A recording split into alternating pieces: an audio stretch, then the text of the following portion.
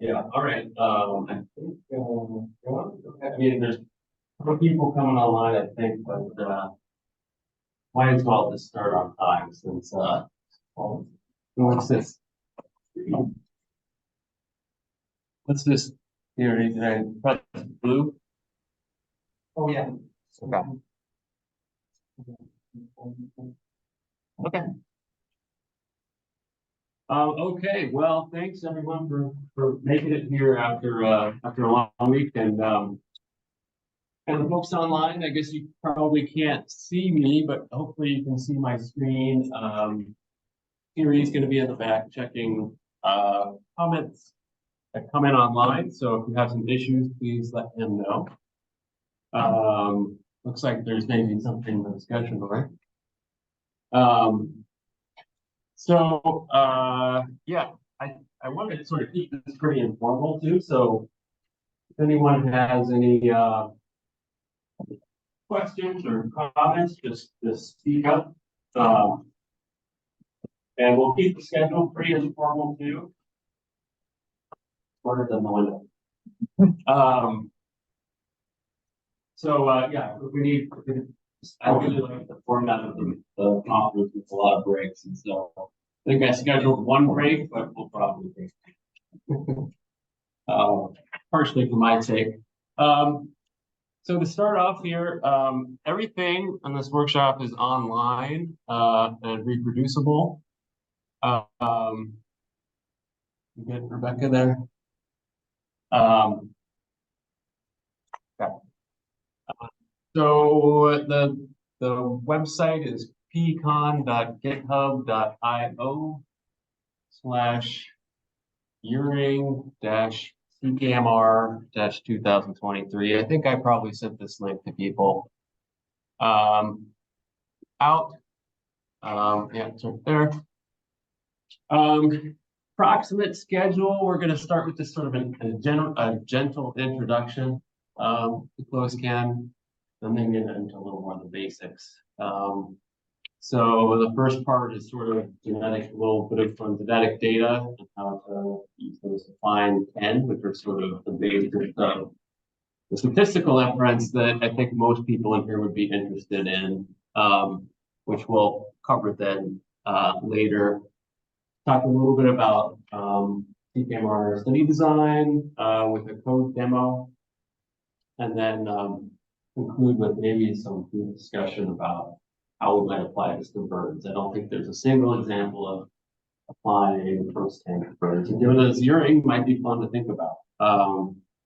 So anyway, that's kind of how I have structured it.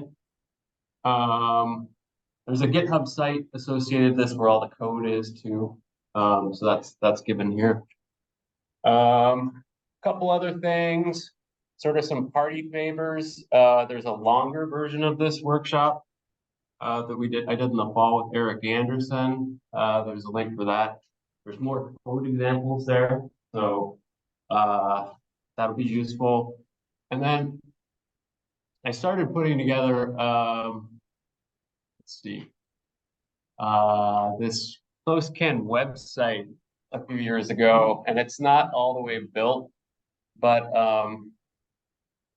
you know, if you go there, there's some cool stuff, some code examples, and then the blog doesn't work. That was for Mark Robington to blog about closed-can, but he never did. So that section's not there, but there's some there's like a lot of closed-can literature that are that's sort of gray literature that's out there and kind of hard to find. So I've tried to kind of keep up with that the best I can. Not a lot that's out there, but anyway, just thought I'd point that out before we get started here. Because I think, yeah, you know, with closed-can, there's not a whole lot of resources out there. So the more we can get, the better. Okay, so now, where are my slides? Oh, that was the Wildlife Society one. Here we go. Slides. So this will be sort of the intro material, I guess. Start with a little introduction, some preliminaries. Talk about differences between closed can and more typical capture-recapture, sort of a history of how it came to be, a typical workflow, and then we'll get into some sort of just basics on the modeling before we get into some more thorough explanations later. Okay, so who am I? I'm a statistician, in Seattle. And I got interested in closed can when Mark Robinson gave a workshop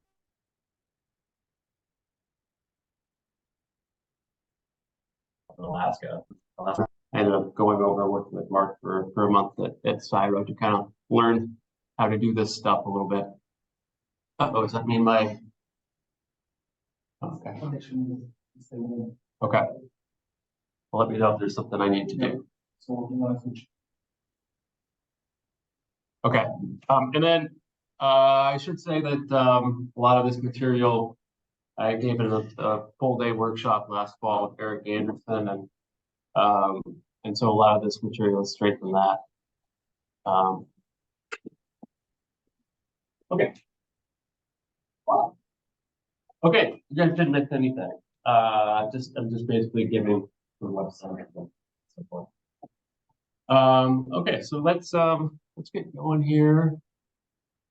So what do I want you to get out of this? I don't expect everyone to kind of come in here and take a workshop and suddenly be able to do whole closed can, but I kind of would like people to take a basic idea of how it works, the types of closed can models that are out there, strengths and limitations in monitoring and management. There definitely are limitations, and then how to design a study and some ideas of how to code things up. But mostly I want you to be excited about those can. Okay, and then so I've given you this information already about where you can find various things.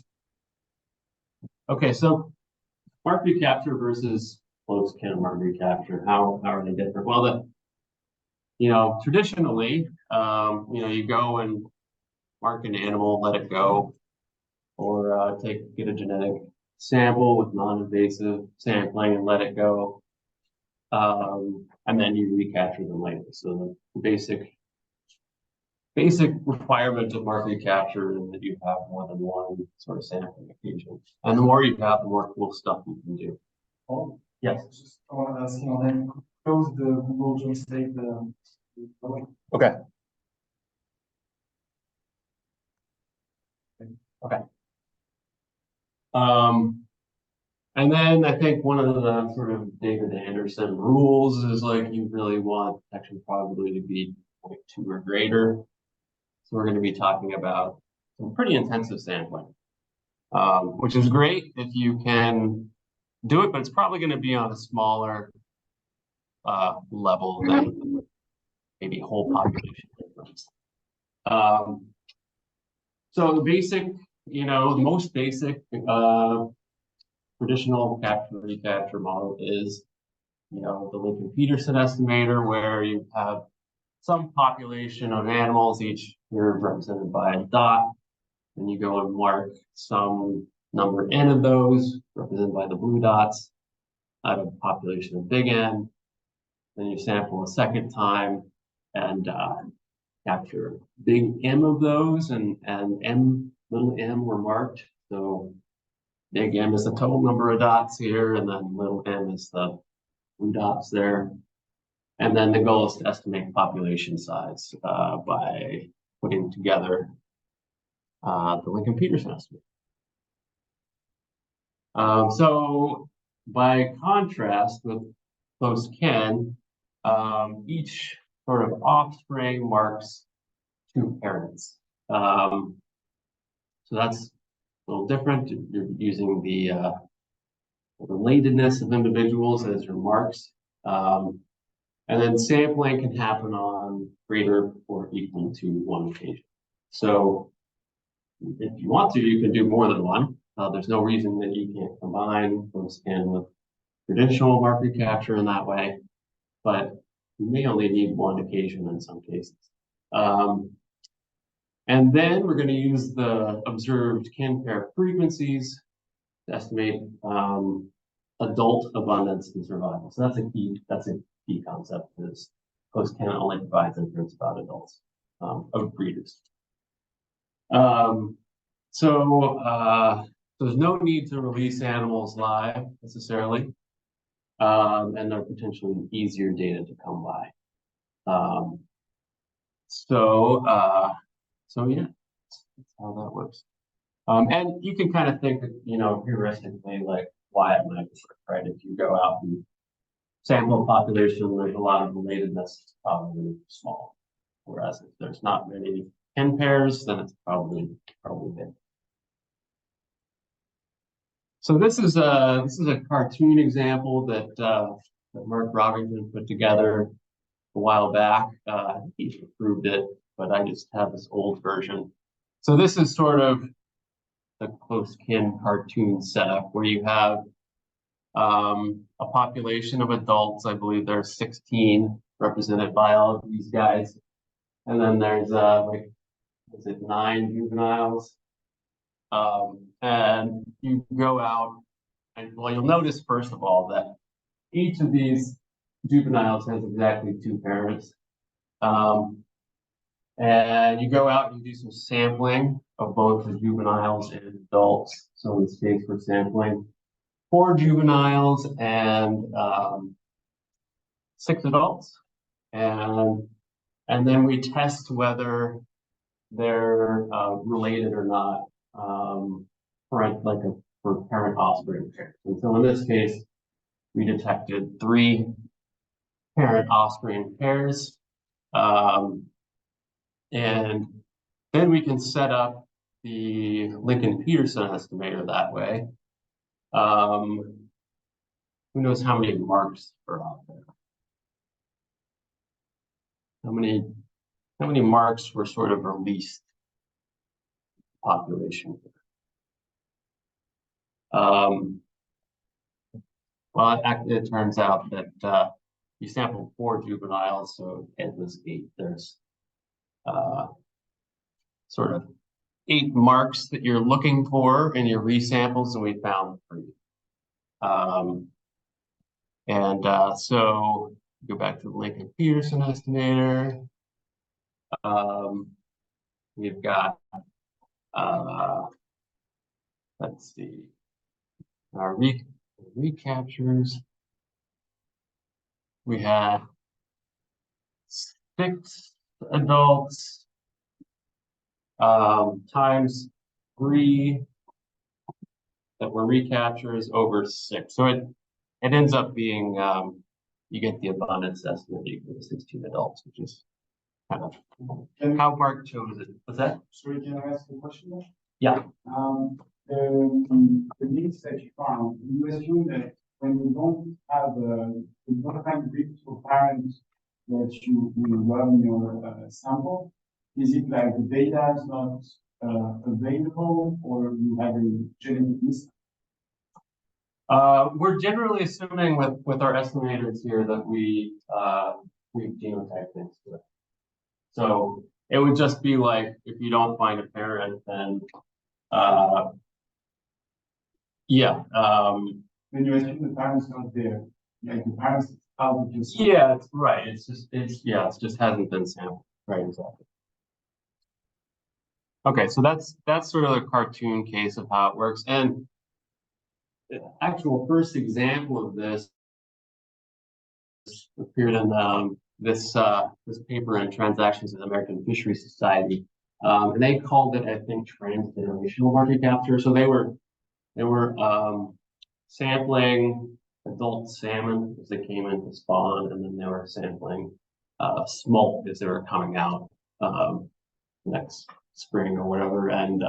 And so that was exactly the sort of Lincoln-Peterson setup. And so that's been done in fisheries exactly like that, and before the sort of Brovington introduced the term close-kin mark-recapture.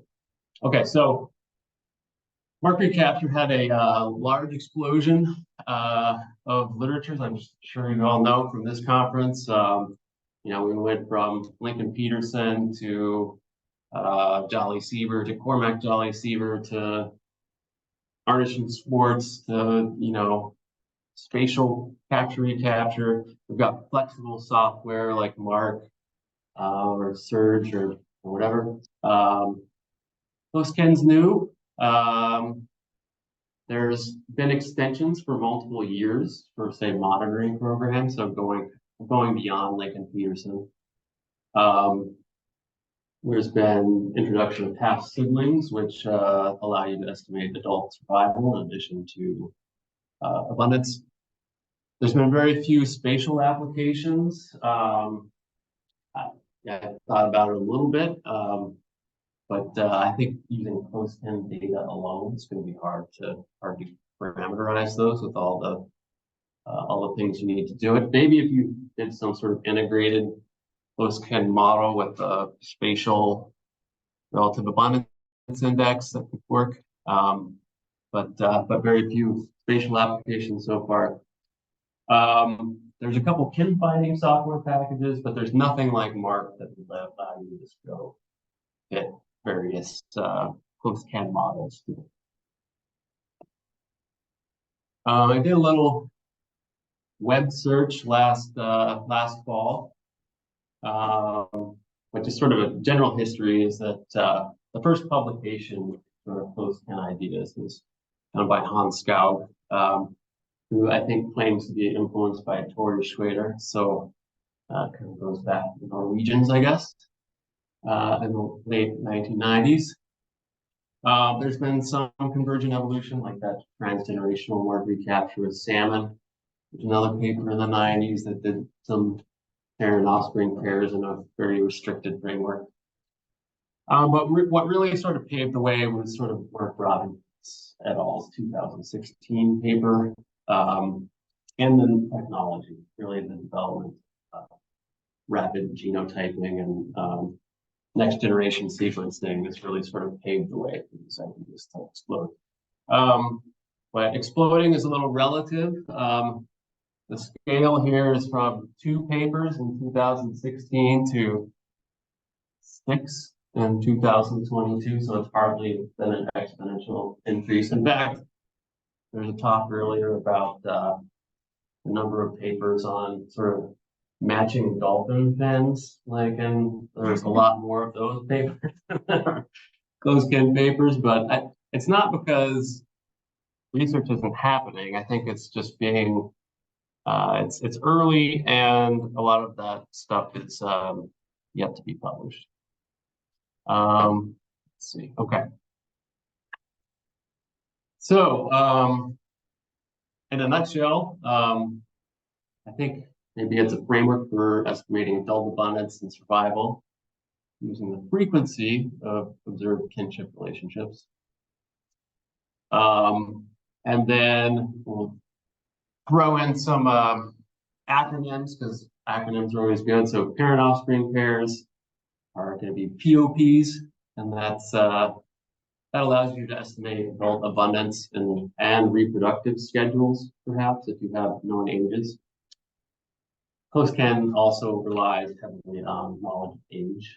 If you don't know age, you can sometimes integrate over the possible ages of things, but it really helps having ages, both for your own sanity and the quality of inputs. Half-sibling pairs also allow you to estimate adult abundance and survival, and then adult abundance, but also survival. And then that one really does require ages to be known, because you're getting that information because the parent must have survived from the time the younger offspring was born to the time older offspring was born until the time the younger offspring was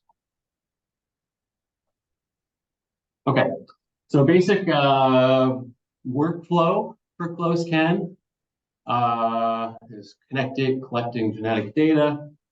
That goes into kin finding, and the output of that goes into estimation. So the statisticians, perhaps you're thinking, well, why don't we just base our model on the genetic data and have estimation happen, so that sort of complete data framework or something. But in practice, it often makes sense steps. So take the output of, say, your kin finding and treat that as known for estimation, at least right now.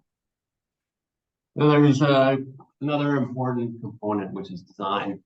I wouldn't go out and just like, we're going to do close kin without, doing some power analysis and that sort of stuff. But, to figure out how you're going to do. Okay, so the basic statistical framework that we're going to use that goes past Lincoln-Peterson and and really generalizes things is pseudo likelihood. And this is a simplification that sort of makes things possible. So the idea is we're going to have Yij be a binary random variable that takes on 1.0 if we have a kin pair match, and 0 otherwise. And then P sub ij is going to be the probability of a kin pair match. So basically, in the case of parent offspring pairs, we would be going through each possible combination of individuals that we've sampled and be asking the question like, are you my mother?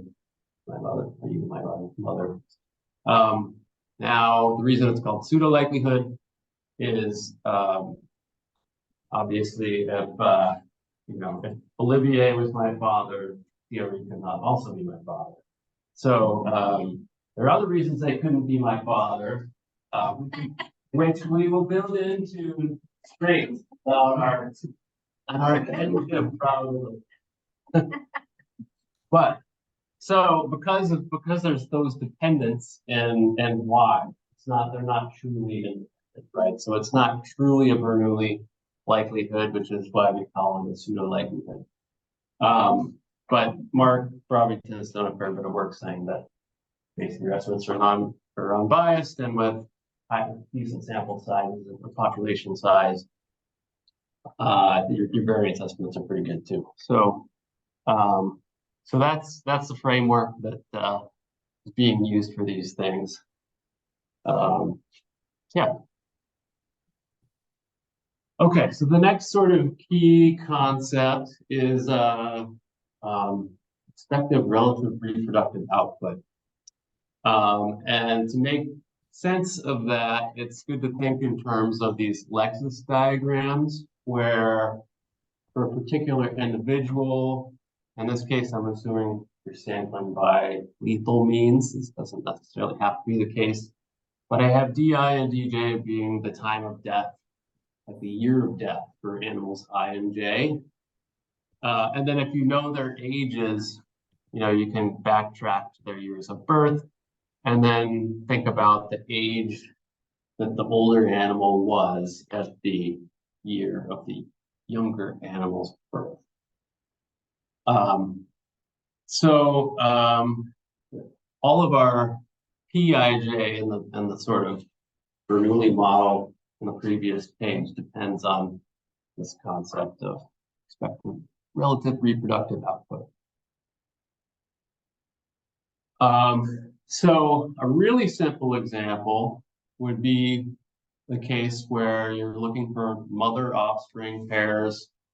How do you know? Well, yeah, you should know sex as well, I should say. So so for mother offspring pairs, and you assume knife edge sexual maturity, so you're going from mature, and at age 2, everyone jumps up to be sexually mature, and you assume there's no age-specific heterogeneity and reproductive success, then every adult is basically like every other adult.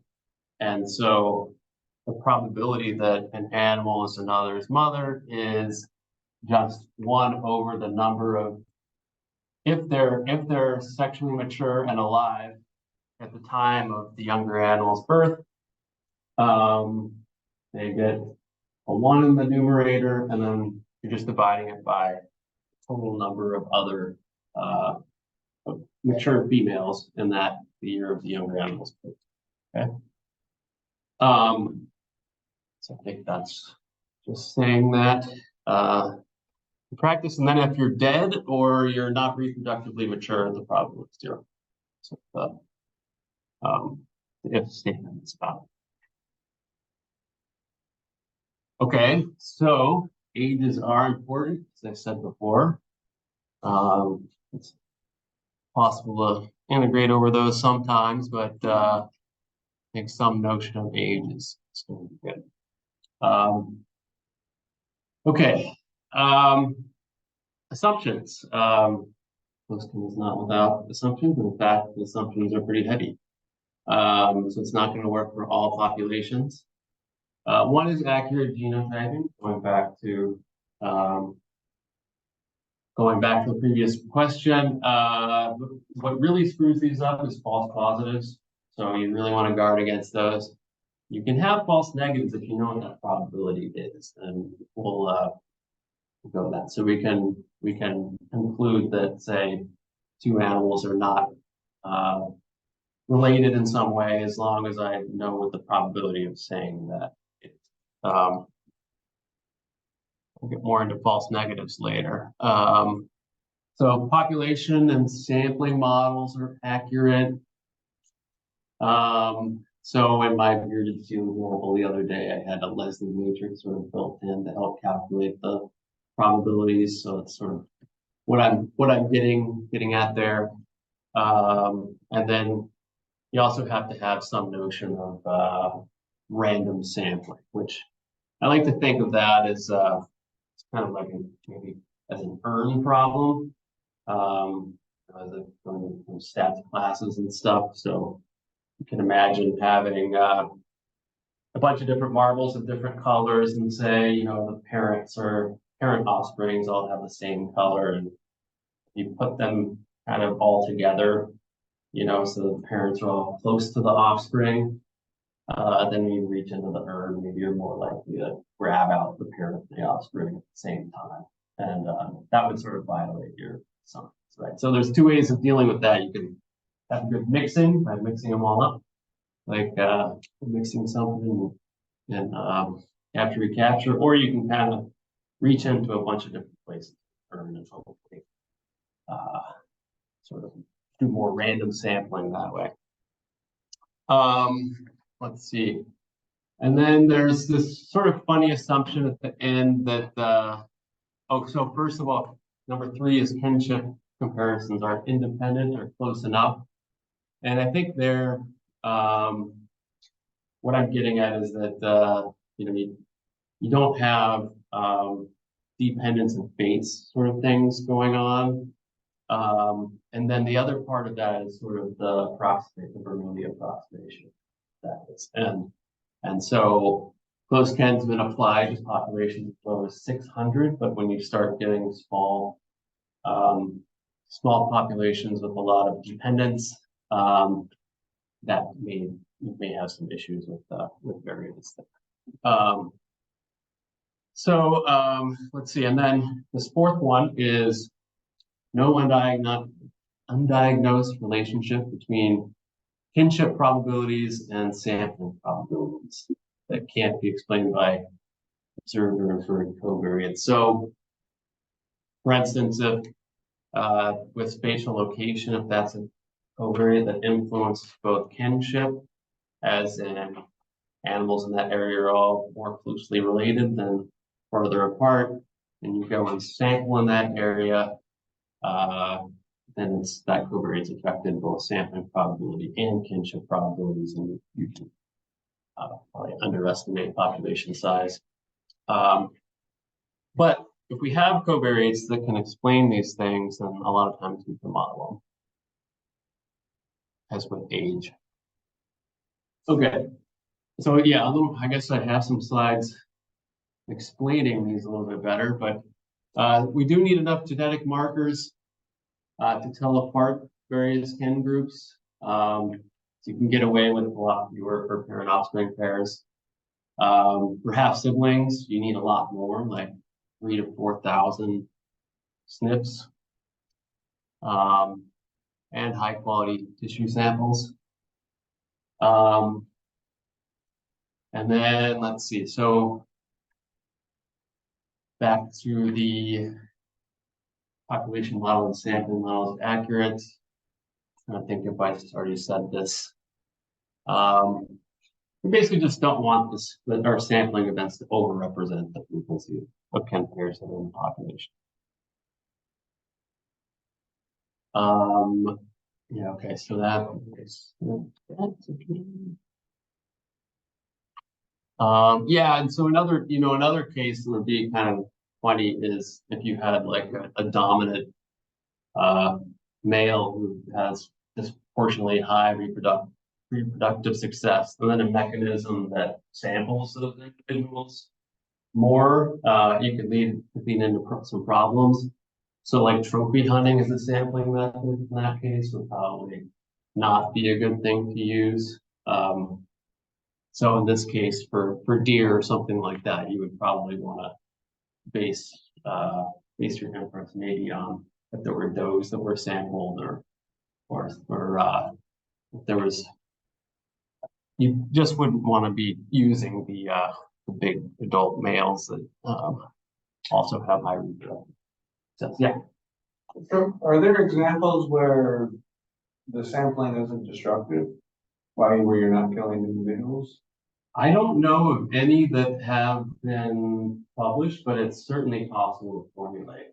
And Mark has an example in his 2016 paper, or at least describes how you do that. Yeah. The likelihood is good. Yeah, sorry. So I was also wondering if you have populations that are immigration, is that going to be an issue for any of some? Lots of immigration. So yeah, I haven't really thought about that situation, but I think that would be important to think about. Yeah, because you're basically assuming with the ages that you are in some way a male. You know, so yeah, I don't think that would be the best thing to use. I mean, I'm not saying it couldn't be done, but you would probably want to have other data sources. You know, if you could build some sort of integrated model with the post-can part as part of it, and something else explaining immigration. Yeah. Would it maybe be just an estimate of the superpopulation?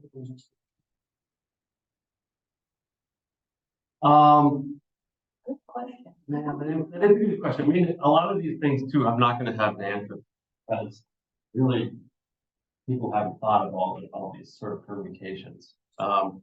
Mark probably would be able to think like that. There could also be a way to estimate dispersal, right? Because I mean, of course, you need to sample outside of the area, but you could, maybe get offspring that disperse, and that could be a way to estimate dispersal. Yeah, and I've kind of done that with just sort of plotting, if you have kinship relationships, you plot those as a function of distance. And I'm sort of comparing that to like a null model where you have sort of distance between all possible combinations of pairs, and sort of getting at sort of how much are your animals. But yeah, and I think there may be some publications where they actually try to estimate a rate, not necessarily associated with close kin, but just as a genetic thing. Question, maybe I missed it. Does the sampling take a random number of the population? Because in hunt, there's a question forced to order or allowed to take specific age and sex classes. I think it's fine if it's a specific sex and age class. You can build those into the PIJs. The success probabilities. As long as you know what those covariates are. I think that, yeah, the more problematic cases where you have the reproductive success somehow tied to a covariate that's sort of like that's related to kinship that you can't model.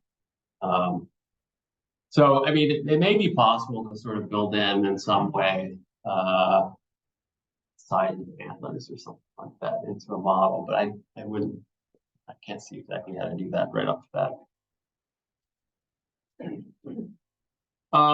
Okay, so what populations is close cannon good for? I've got the Goldilocks up here, so kind of not too small, not too big.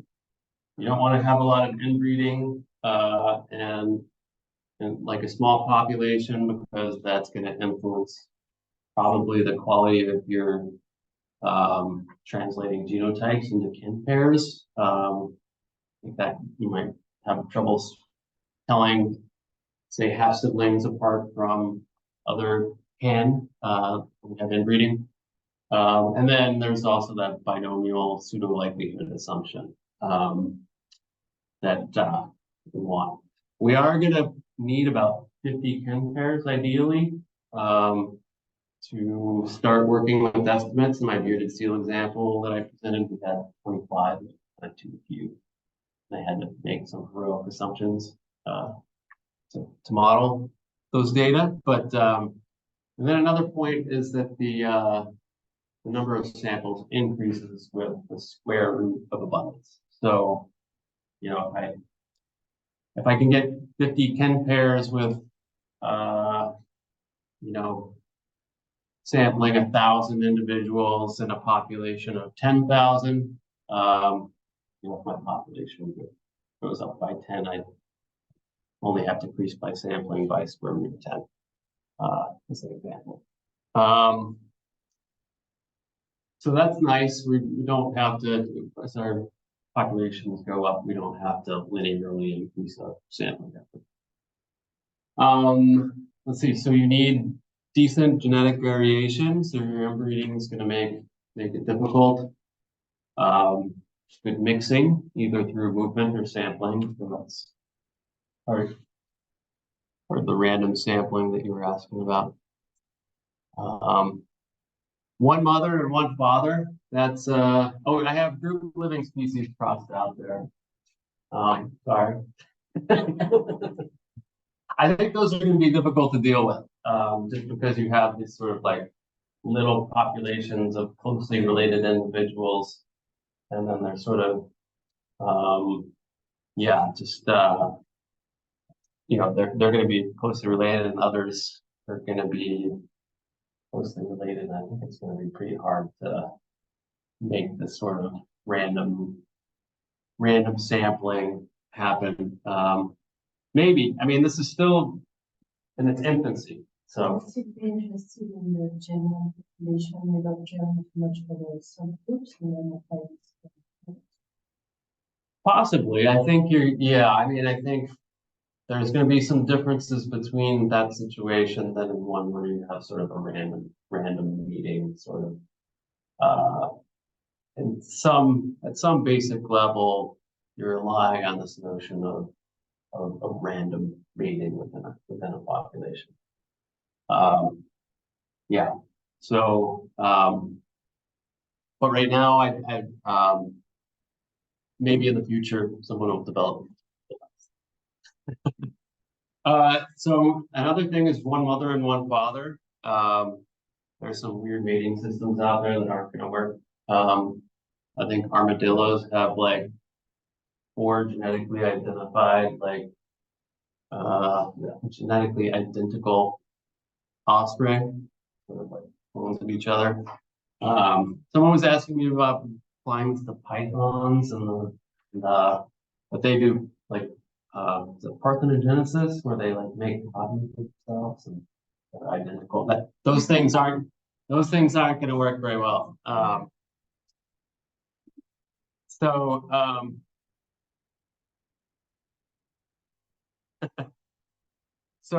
ages are also very helpful. So that's something to think about if you're thinking about post-scan, is how you're going to get ages, teeth, otoliths. Epigenetics is up and coming. That's basically using sort of a molecular clock in your DNA. I probably said that wrong, but that's my understanding. Another way is to sample young or something, so that maybe like, juveniles or at least known age or something like that. And then you might tailor your sample towards juveniles. Yes. And I was thinking about sperm storage. In some species, the female can store sperm. Oh yeah. And then I guess this would bias the estimate of the survival of the father. Like basically the father can be dead, but then the female can still use the sperm. Oh yeah, that's interesting. Like yeah, I think you could have this one. I think you can actually incorporate that, but it's all about getting the time step of the reproductive event right. Yeah. I think that they have dealt with that with maybe sharks. Yeah, okay. Yeah, and then this is in its infancy, so there's going to be a lot of case specific developments to incorporate some of these things that haven't been dealt with yet, like phylopatry or spatial structure or pair bonding. Maybe think about some of that later. Okay, so Mark gave me this slide last fall. There's more things on it now, but this is as of last fall, the species that he knew were either completed or were pretty well along the way analysis of. Most of them are like fish and sharks and elasmobranchs, but there's a turtle, a bat, whale, a moose, seal. There's my seal. I went to a Wildlife Society talk last fall where they were on black bears in Michigan. So there are efforts along the way for terrestrial critters. What's doing that? I think he's a postdoc. Okay. Yeah, but I can email me and I'll. Yeah, that would be. Yeah. So you mentioned like no good living animals, but some of those fish and the bats tend to aggregate. Yeah, now I can't tell you anything about the bats. Fish, they've dealt with sort of schooling behavior and stuff like that by excluding certain type of comparisons. So we'll talk a little bit more about that. But so you, for instance, will compare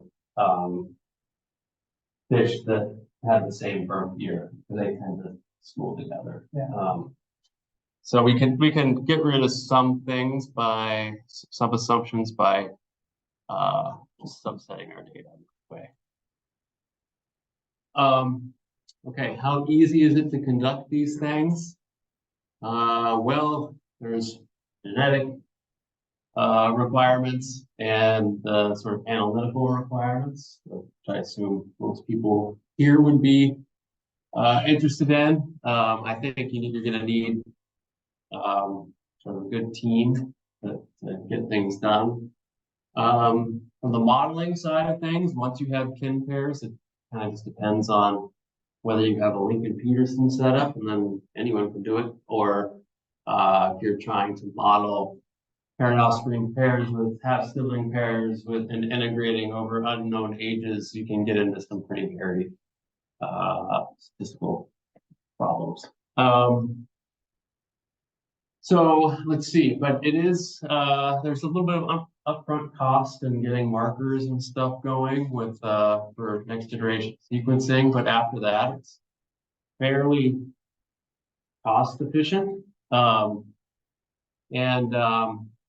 Yeah, just warning not to tell a grad student to just do a close study. That's really a lot to ask, going from learning the genetics and the statistics and stuff. We're probably going to want to have a team here. Let's see. And so there's some kin finding software, but very little sort of code that's like really flexible to do this. So it's probably going to take a little bit of coding. Okay, a little bit of a digression. I kind of find this interesting. So there's this philosopher of history called, what's his name? His last name was Benjamin, for his first name, but he had this sort of conception of history of like this angel sort of flying backwards, sort of always looking back into history, sort of always moving forward but always facing backwards. I kind of thought that was a cool metaphor for close kin because it also looks sort of backwards in time. So you're always making inference about based on expected relative reproductive output at the time of an offspring's birth. So you're making inference back in time. And so it's kind of interesting, you collect some data in the present and then you analyze it and your precision is best like that in time. So that's sort of an interesting phenomenon that's important to realize when you're implementing these sorts of models is that the precision isn't necessarily going to be great present day. So that has implications for monitoring, right? And I think it's best for getting sort of an idea of, at least as far as abundance is concerned, absolute sort of level of abundance, and maybe if you have enough data, some notion of trend, but just realize that the decision of abundance in the most current time step is not going to be great. Well, Yes. with a question, chat. Okay. Discussion. Minutes or? Yeah, let me read it. Okay. So Chris asks, do parents need to be genetically derived? For example, in small colony meta population, you can determine mother offspring and have seen relationships based on location, time of capture. It probably violates a ton of other assumptions, but in theory, is it possible?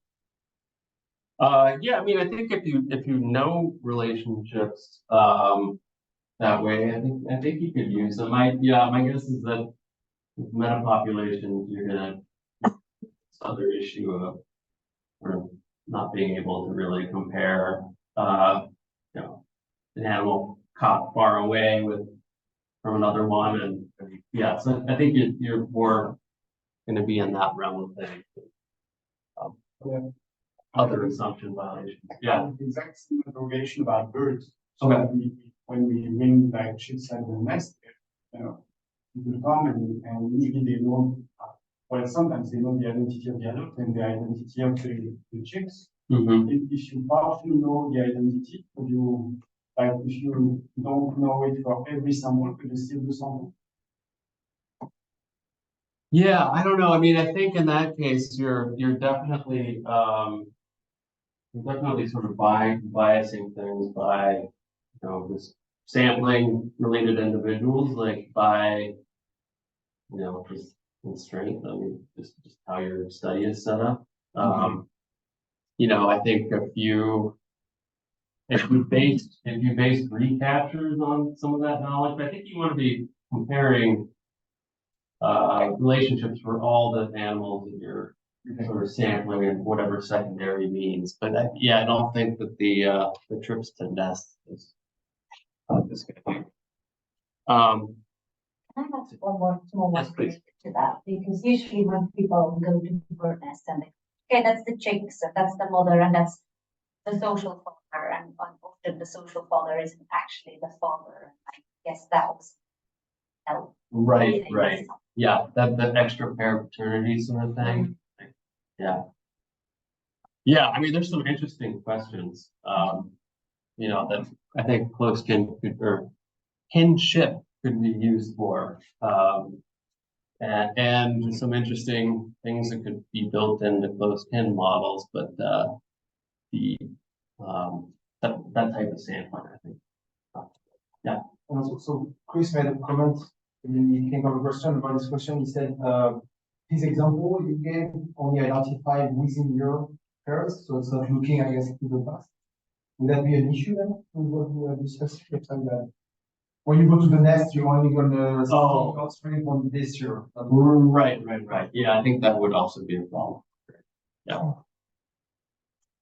Okay, so there are some ways we can deal with this problem.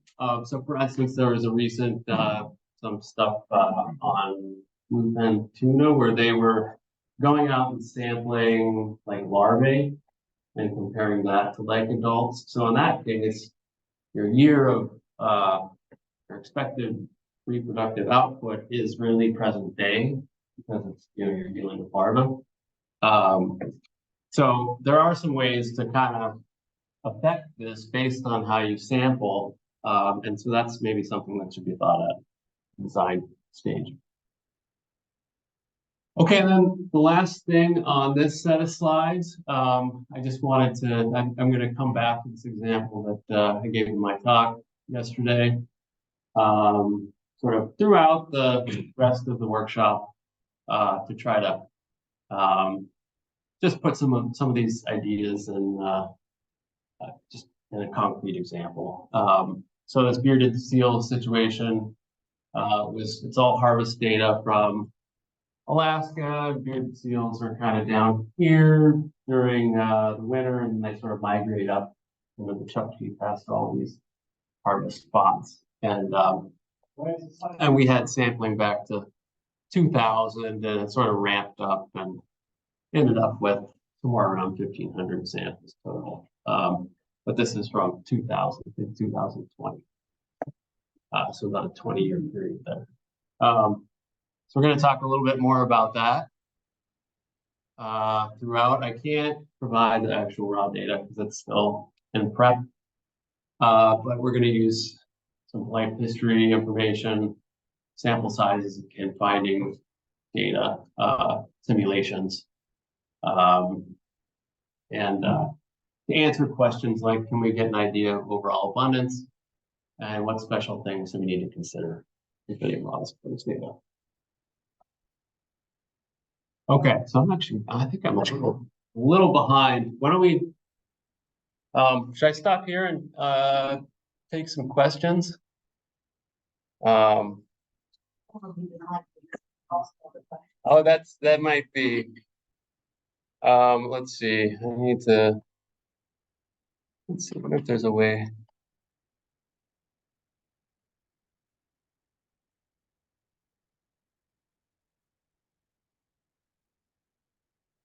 Ah, French keyboard. Try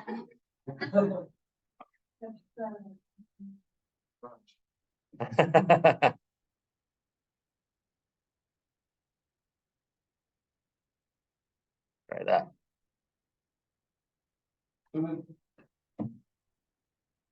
How does it work if, and a lot of fish species, for example, when people calculate like effective size of the breeding population, they get a much lower number when they actually estimate the number. And so there's this thought out there that very few individuals contribute to the actual young in any given year. Is that something that's come up in any of these examples?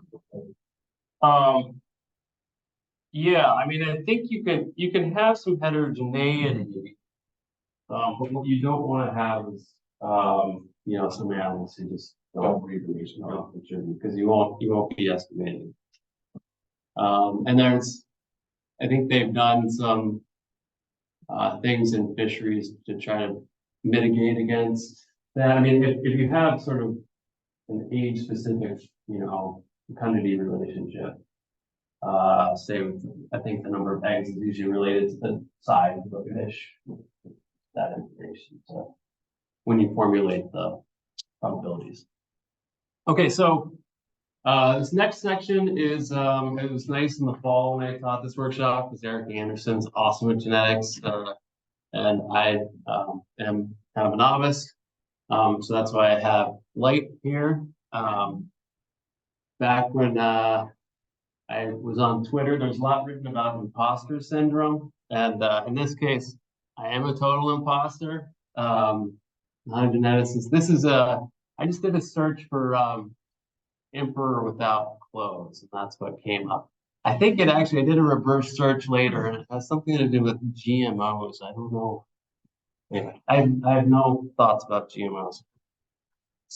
Anyway, so I can't be held responsible for things that I say that's slightly wrong here. But the basic idea behind kin finding is to try to, it's based on this idea of identity by descent. So portion of genes that are inherited from a common ancestor. So in this case, these two individuals have a common grandparent here, and they have a little chunk of DNA that's inherited. So there's sort of crossover and other stuff going on there during meiosis.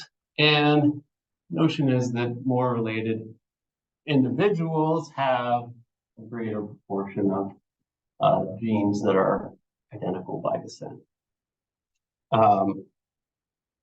So in fact, we can kind of summarize that by some different types of kin-pair relationships where this kappa sub A,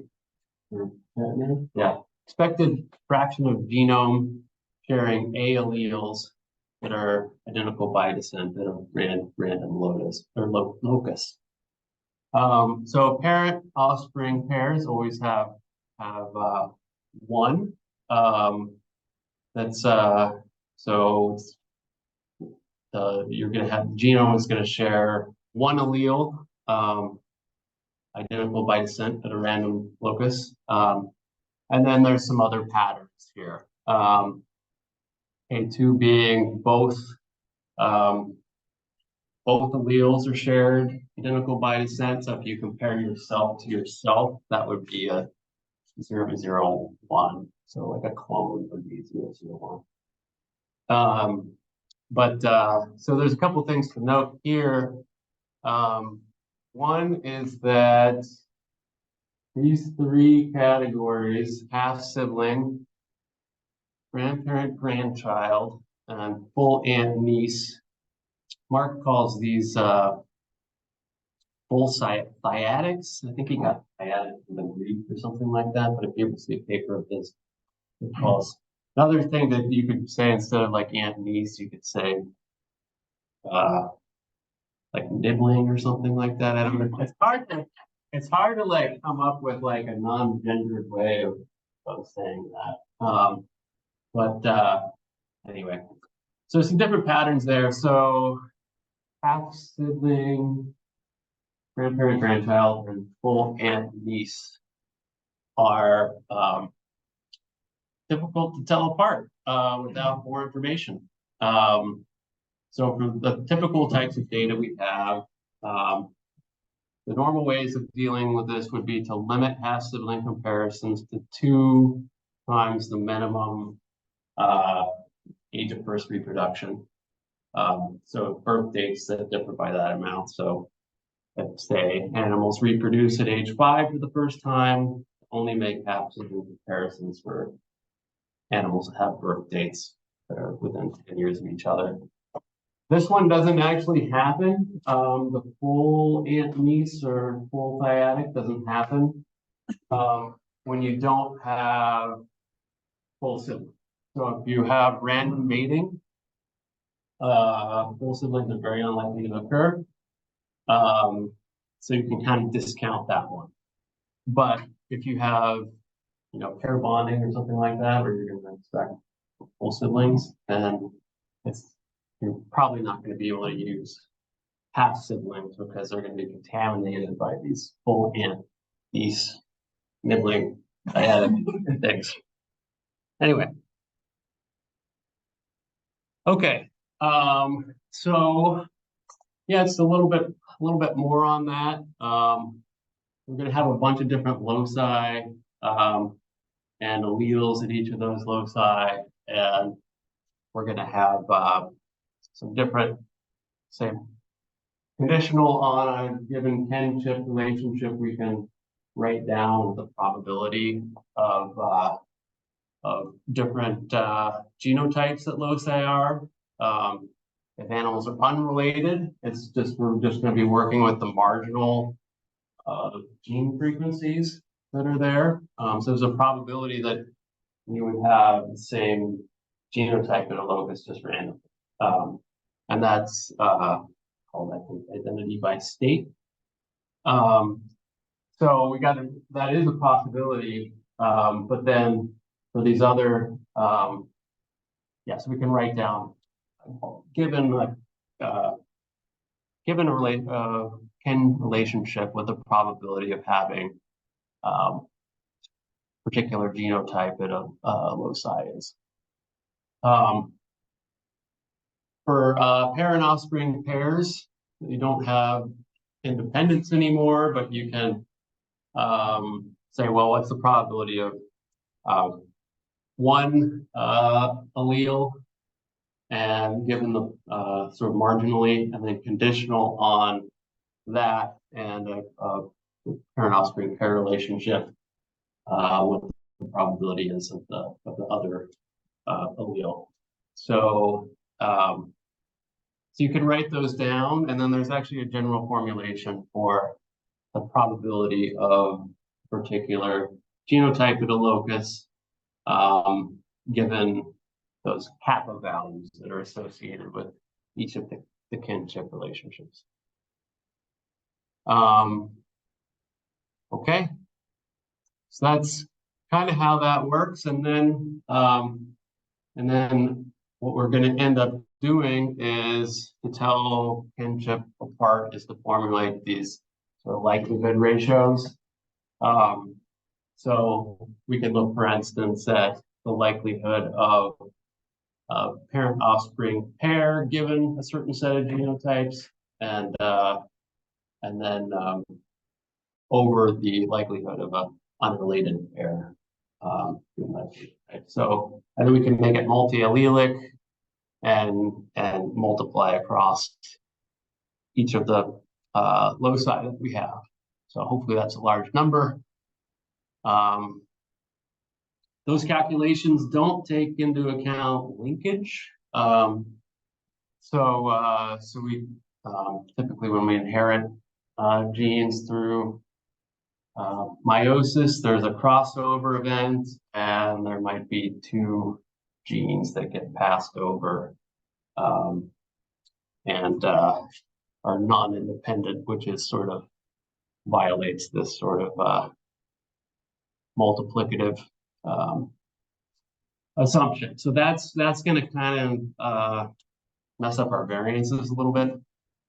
We'll talk about that in a second.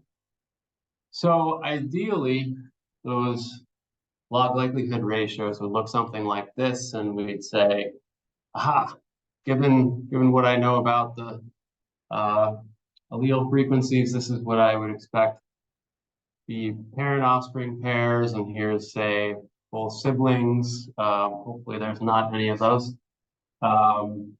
Then half siblings, and this would be a lesser related group, like a half aunt niece or half dyadic sort of hump.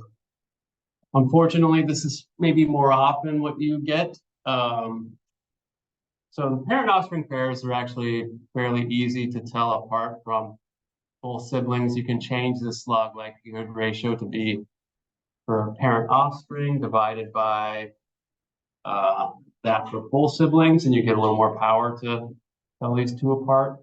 This is all relative to unrelated pairs, but you do have this, you can get this situation where you have this sort of bleeding of what we care about in this case, which is half sibling pairs with lesser kin, less related kin. So unfortunately, we don't have the colors. What we have more often is something like this, some sort of an idea of expectation of where the hump should lie, as well as some just some blended histograms. So what we might do is fit a sort of normal mixture model or something like that to try to figure out who's who. Yes. A question from Chris. was I think I missed it. Why hopefully there are no or few false siblings? That's that's only the case if you have sort of pair bonding and that sort of you wouldn't expect full siblings unless you have pair bonding or some sort of process like that. And if you have that going on, you can't really have SIDS for estimation as easily because they can be confused with the muse. Yeah. Can you understand that? Because imagine if you have just one class with two parents that several things, then the things Right. So there's a couple things that we could do there. Well, that's true.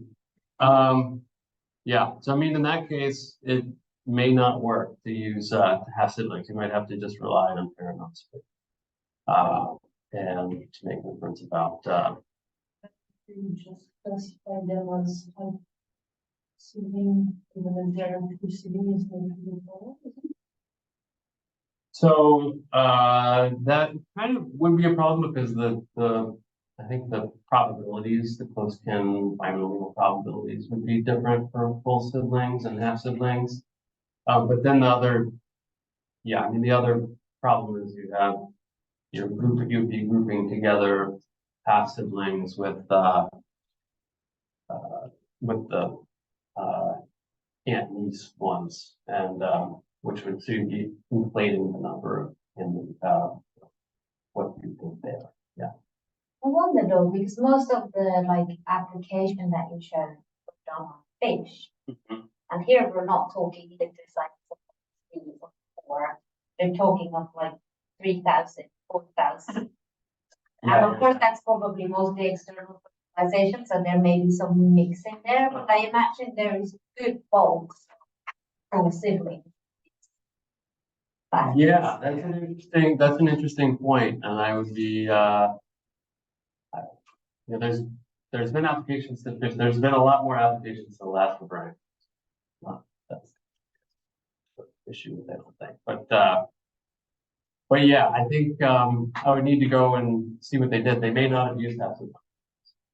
Well, one thing too is fish that you could have a lot of potential for full siblings within a year, but very little broad years, and that would be very different. Maybe, I don't know. Yeah, that's what I was thinking too, but it would still make me think that there would be some niece sort of stuff going on out there that would be sort of confounded with perhaps. Right. So yeah. In some of these cases, you're probably not going to be able to use the half SID. Well, but I guess if you had it from say that example you were given with larval, maybe I'm not thinking this through, but would that allow you to, if you had larvae that were appearing to be full sibling, you would know they weren't aunt and niece just by their age, right? If you knew that they were full siblings, or if you determined that they were full siblings and they were from the same age class, or maybe not. yeah, I think I would need to go back and see what they did. My guess is they didn't use half siblings. They were just looking for parent offspring because of that issue. Yeah. So one thing that you can do if you have overlap, remember I said before, you don't want false positives, but false negatives are okay as long as you know what it is. You can compose sort of a threshold, throw out all potential pairs that have a log odds score that's less than that. And then to calculate the area under this curve is sort of your false negative probability. And then you can replace the probability of half sibling pair with that probability times 1 minus the false negative probability. That's a potential way of dealing with that overlap mixture. So there's a couple packages available for kin finding. Well, actually, there's only one right now. That's Eric Anderson's CKMR sim. Mark Brogington is gonna have another one called Kinference that's private right now, but it's supposed to be released in the next couple months. One of the cool things though with Eric's package is you can kind of download a genome that's like the genome in question, and sort of sprinkle different levels of markers into that genome, and it'll sort of simulate how genes are passed down among generations and build in linkage into what you would expect for a particular set of alleles and on a particular genome. So that's kind of cool. What the linkage does is it makes these things bleed into each other more than we'd like. So back to the bearded seal data, it was actually mainly Mark and his postdoc Shane did kin finding for us. And we were clearly able to differentiate parent offspring pairs. I haven't shown those on this plot, but this is sort of that log odds score. And this is where we would expect the mean of the half sibling distribution to be. And then this is a lesser related kin. And then over here is like unrelated pairs, and that's like up through the ceiling. That's mostly what you get when you're comparing one individual to another. But it's hardly, definitive on where to place a break here to say that's a half sibling pair or not. So we did sort of a mixture model thing and tried some different thresholds and the sensitivity analysis said, everything to the right is a half sibling pair. Okay. So that whole discussion assumes that you have your tissue samples and you're able to actually get loci, genotypes at different loci or alleles at different loci. So how do you go from tissue sample to a genotype? And that to me is a big black box, not being a geneticist. But a couple different ways to go. I think back when we started doing regular vanilla capture-recapture with genes, we were using microsatellites of the early 2000s. But those are probably not going to be adequate for the resolution we're looking at. And so more modern way of doing things is with SNPs and next generation sequencing. Eric has a lot more detail on this in our fall talk if you want to know more. So the basic workflow that Cyro uses, which is sort of the place where this stuff has sort of become production level ready, is they use this company out of Australia called DART. And the basic workflow is that you prep your samples. That requires someone who knows something about lab work, presumably involves pipettes. Erwin Meyer class, maybe, I really don't know. So then you take an initial set of DNA samples, sort of probably a subset of your genetic data, and you send it in. And they use that to develop candidate SNP markers, which will probably be in the tens of thousands. And then there's sort of a process of pruning those back to ones that you think will be useful. Markers aren't very useful if all of, every individual in the population has the same genotype, right? There's no power to detect differences, so you want to throw those out, select ones that have enough genetic diversity, and then do some QA and QC stuff. And then there's a separate process that they run on once they develop those markers on the full sample. And then that's basically how it's done. Except that this is the sort of thing you get back. It's not like they tell you it's like an AA or an AB or something like that. You get a bunch of sort of random gibberish at the top, and then presumably some these are individual sort of individual seal and different different markers, I think, and yeah, this is the part that I don't actually understand that much of, like how these things are formatted, but Mark does understand it, and the next step is to take the spreadsheet, and it actually looks something like count data. So each of these colors represents a separate animal, and there's sort of an A and a B for each of these. And so if say you have an animal that has both the A and the B expressed, it's probably AB at that loci. And another, if you have something that's pretty low and pretty high for another, maybe that's a BB.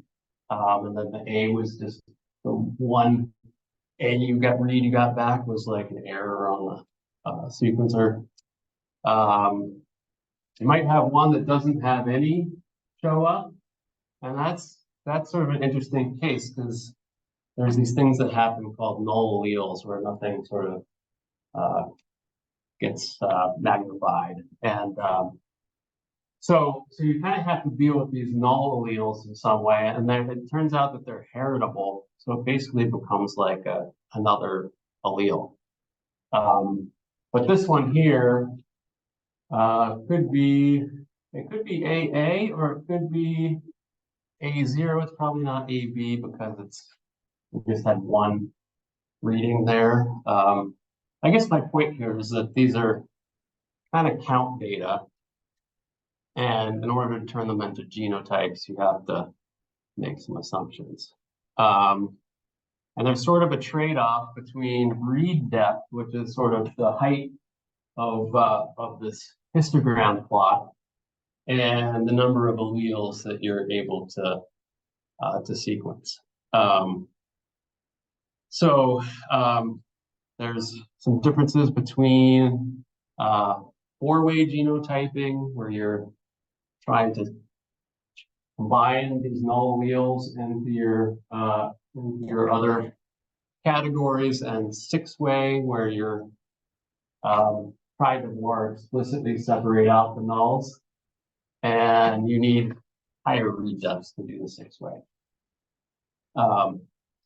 So anyway, this is how it works as I understand it. I'm probably missing some stuff here because I've sat in on these exercises with real data sets and followed Mark along with some coding, but it's certainly not my wheelhouse. It's definitely kind of one of like the bottlenecks, I think, in more people not applying this, because you do have to know something about this to get it to work, and it's not very well described. Okay, so for the bearded seal study, we had what we ended up doing was running 282 samples to develop the markers. After QA/QC, we sort of came up with about 4,000 to run on our entire suite of samples. And then not all this worked as planned, so we ended up with about 2,600 usable loci for genotyping. Well, just an example of how that worked in practice. Thank you. getting hot in here, isn't it? Okay, so that is, I think that's a perfect time for a break, unless there's any questions. I could try to answer them. I just wanted to kind of give you a feel of what was involved in this process, even if I'm not like entirely sure. Yeah. So the step before you said you didn't really like understand. Going from those numbers to a genome or does the company who makes the analysis, they don't provide a genome? I think they're on the way to actually doing that, and they might actually do it if you let them, if you ask for it. But Mark is a bit of a perfectionist and doesn't entirely trust it. So Because there are some choices to make, right? there are some choices, yeah. And so he tends to be a lot more conservative and throwing stuff out than they are. Yeah. So are there known rates, like, because the uncertainty that comes from these basically false positives on the wheels, right? Yeah. Are those something that are known, or do they vary quite a lot by the actual location you're looking at, or? So I think there's an important distinction here. So there's false positives on wheels, which probably happen here, right? We probably get the genotype slightly wrong. But if we take those in some cases, but if we take those across like 2,500, right, then it's really what we really don't want is to misidentify, to call something, say, a parent offspring pair when it's actually like, a whole sibling. So that, yeah, it's really at that level. It'd be like an issue at if you had a smaller number of, very small number of SNPs, it's something you can get away with. Right, probably, yeah. Okay. Yeah. But yeah, we certainly don't want it to be random, but, Right. one here and there probably isn't listed, so. Okay, so, let's take a break and, I think, how am I doing here? We're close to an hour and a half, and why don't we come back at, take an 8-minute break? That sound good? Cool. Okay, cool.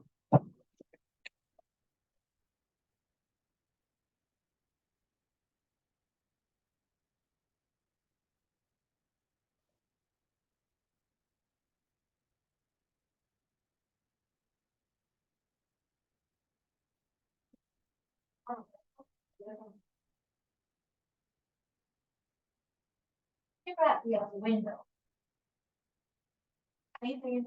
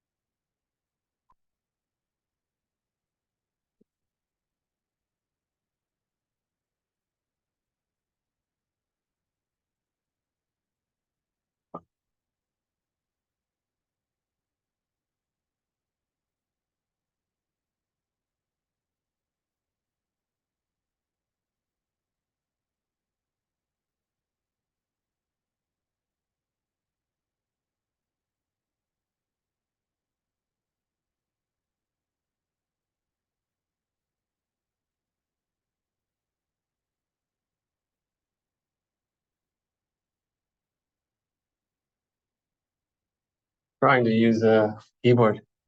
Oh yeah, coffee and snacks.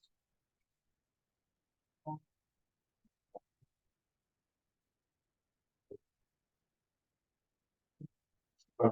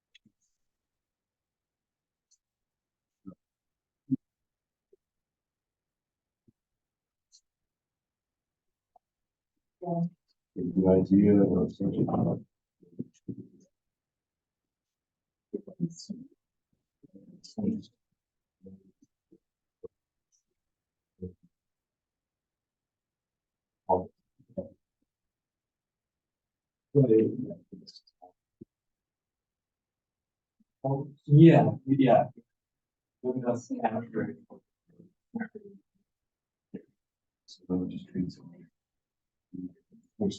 Yeah, yeah, yeah, so I still like sometimes look at it. Yeah, you can. Yeah, So that's where you get one critique, but kind of two. So just not sure. right, it's more like you have two more, right? Yes, I mean. I can talk about that.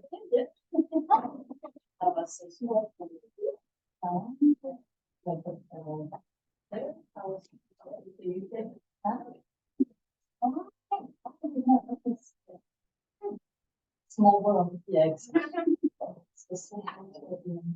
Will do. Take care. Bye bye. Yes. Okay, bye.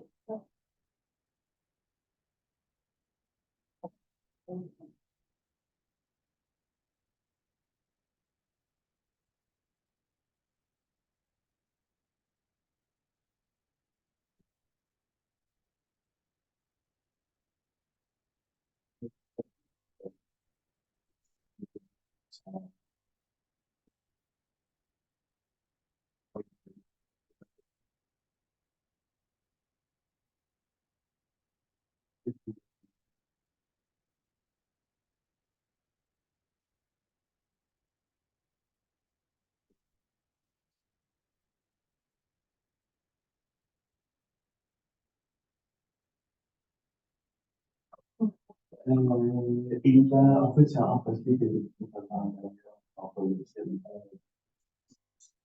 il y a un papier en double, on va ajouter un papier en double sur le site. Et il faut que un certain nombre de relations. Et là, il y a un truc aussi l'année dernière pour le long que, en fait, parce que, en fait, c'est les deux actions à la chanson de chanson, elle est Euring2023, et donc, il y a un truc qui est un peu intéressant de regarder Euring2023, il y a un truc dans le papier là, c'est bon, des moustiques, pour faire dans la garde vite fait, il faut je fais pas de CKMR. Ouais, moi je sais que je l'avais regardé vite fait l'année dernière, et en fait, j'ai regardé quelles sont les relations qui sont en fait, selon le paramètre qui passe, c'est pas les mêmes relations qui sont voilà, voilà.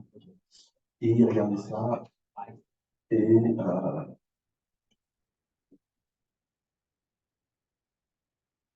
bah, c'est pas vraiment.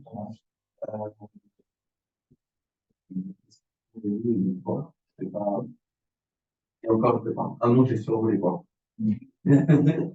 C'est pas. Moi, c'est pareil, c'est vraiment genre, en fait, moi, c'est quand même,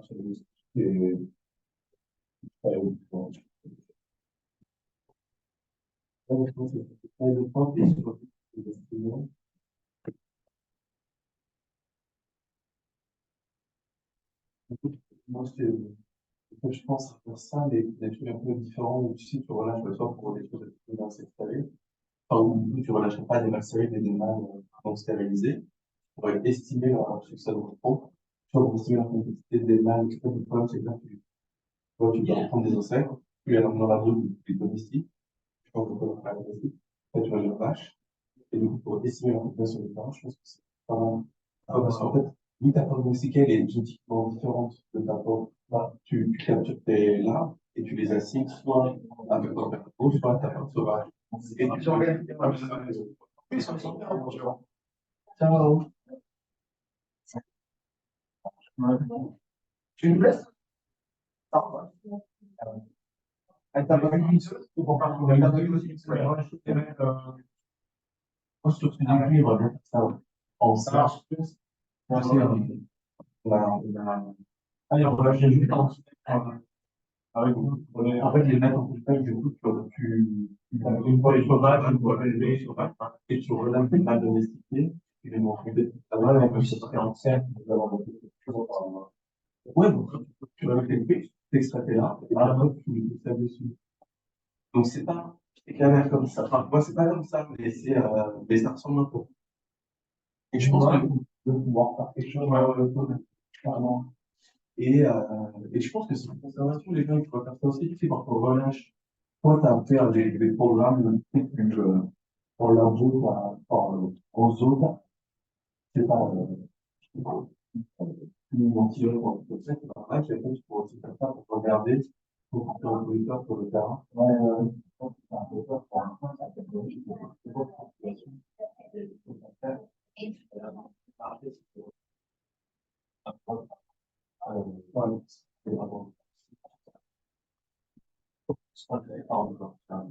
là, c'était un peu, mais en fait, je pense que c'est vrai, mais sur des, c'est pas ça, un petit peu, mais, ça a été un peu pour tout le monde, petit certain là, j'ai l'impression sur tout ce qui est insectes, donc il y a quelques centaines, relativement simples, il y a vraiment pas un problème. Non, mais sur des antilopes, donc, on a le repos, tu relâches pas la plateforme de la production. Donc, il faut regarder la survie de l'univers. Il faut aussi regarder le repos en génotypant les nouveaux nés chaque année. Voilà. Pour explorer le monde parce qu'ils sont nourris tout le temps, et puis en fait, ils ne se méfient pas des prédateurs, ouais, la bouche du ciel. Je cherche pas à estimer la taille. Oui, oui, non, mais voilà. Ouais, c'est ça. Il y en a un petit peu. Ouais. En fait, c'est que selon voilà, ce que tu peux faire, c'est. Il y a certains trucs, c'est plutôt dans le temps, c'est petit peu pour comprendre. Et bon, il y a des situations. C'est des trucs, pour les deux, c'est pas ça, en fait. I guess it's got that. All right, I guess we should probably get going here. Brown people. YouTube review.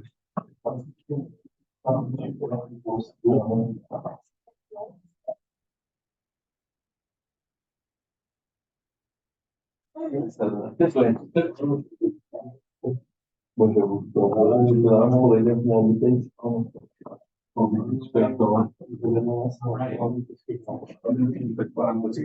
Yeah, good work. 2.5 minutes. No, no, no, we're 2.5 hours talking.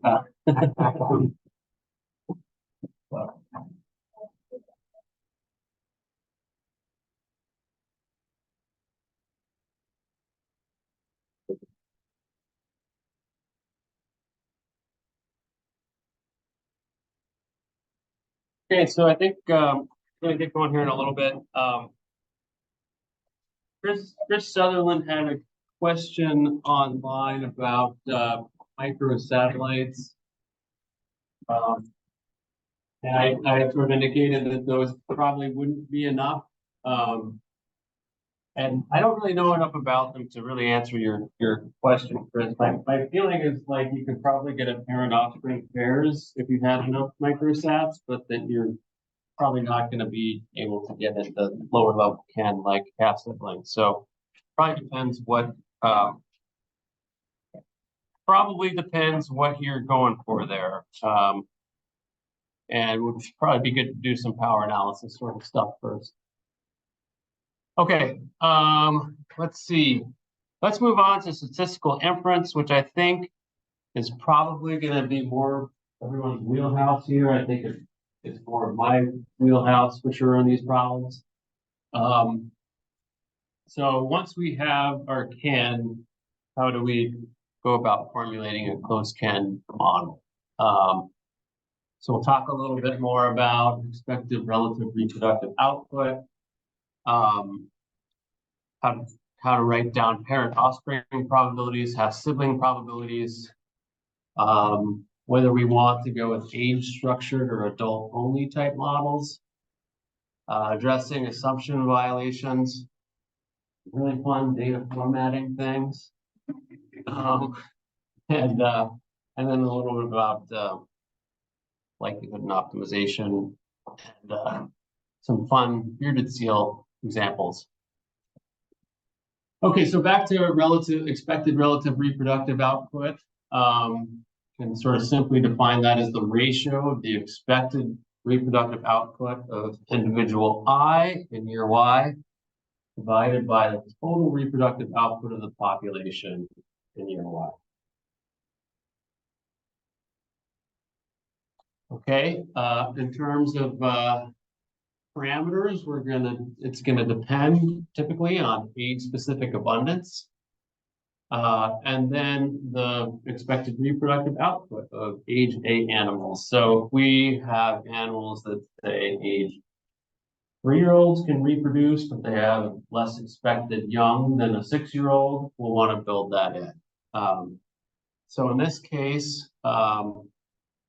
we have talking about, we're going to index things by the B is going to be a birth year, and then I or J is going to indicate an individual. And I will always be the older animal, and J will always be the younger animal. In this case, the expected relative reproductive output of individual I and the year of J's birth is what was on the previous slide. And that's going to depend on whether the older animal was alive in year BJ. So that's the indicator function there. And then F is going to be fecundity of, in this case age A female. So we can do the same computation for potential male parents, but this one I'm just showing how it would be constructed for females. So this number will be higher presumably if the parent was older at the age of the younger one's birth. And then this would be sort of the total reproductive output of the population, which is for females, which is a function of both abundance, so that's going to be N subscripted by year and age. So summing over all possible age classes. That's pretty straightforward.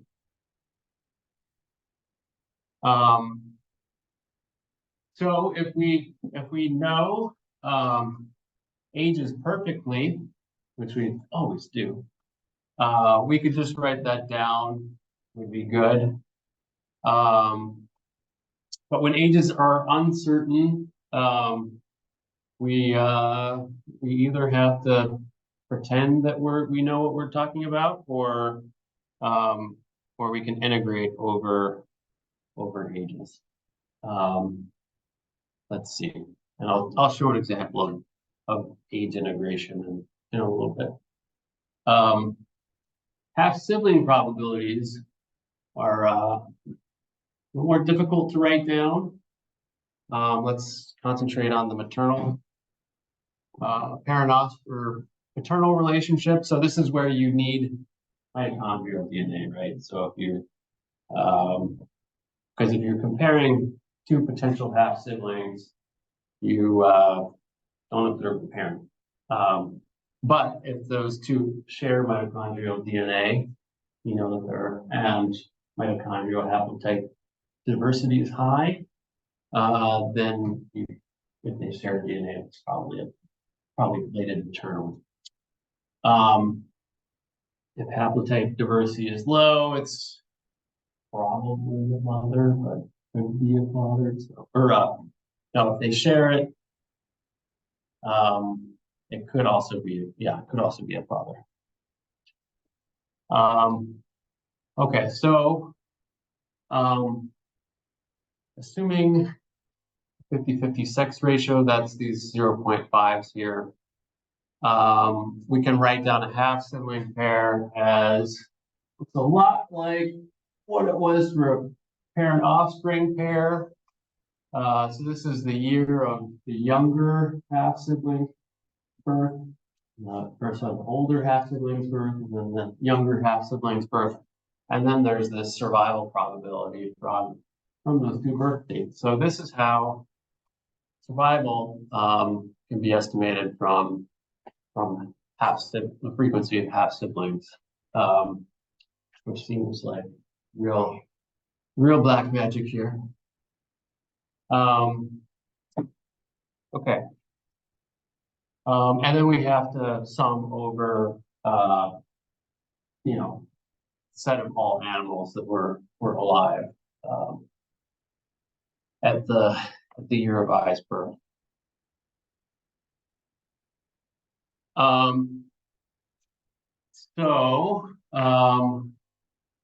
This is just simplifying that. So we had this on the previous slide, and then taking some, instead of summing over all possible animals, we can sum over different age groups, assuming same demographic processes for like aged animals, and simplify things a little bit. But there's still some loops in there. There's still going to be summing and so forth over ages, possible ages of the parent that we didn't observe.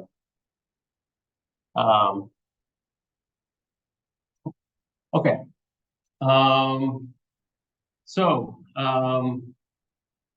That previous formulation had both abundance in it and survival. We've also written things in terms of age-specific fecundity, and hopefully that's something we can at least put a prior on, right? We might know something about the expected number of young that of age unique female would produce. So that looks like it might be a parameter, and we could probably learn something about it from close kin, but I think it's the more sort of informative priors we could put in things, the better.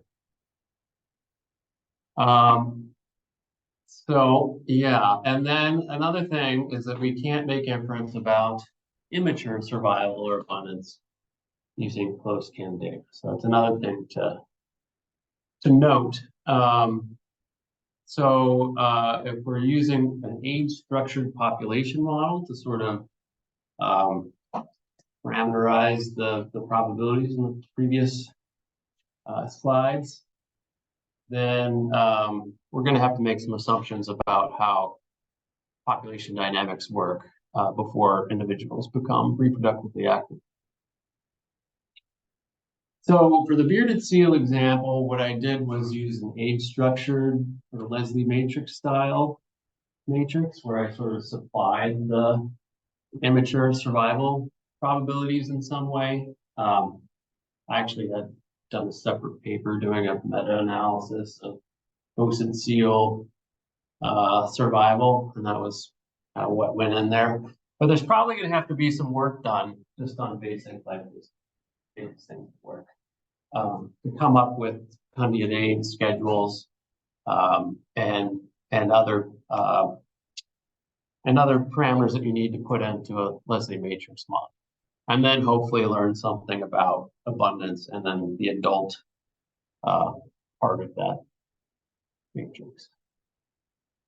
So that's if we have some function of fecundity with age, that would go into the matrix population way of doing things.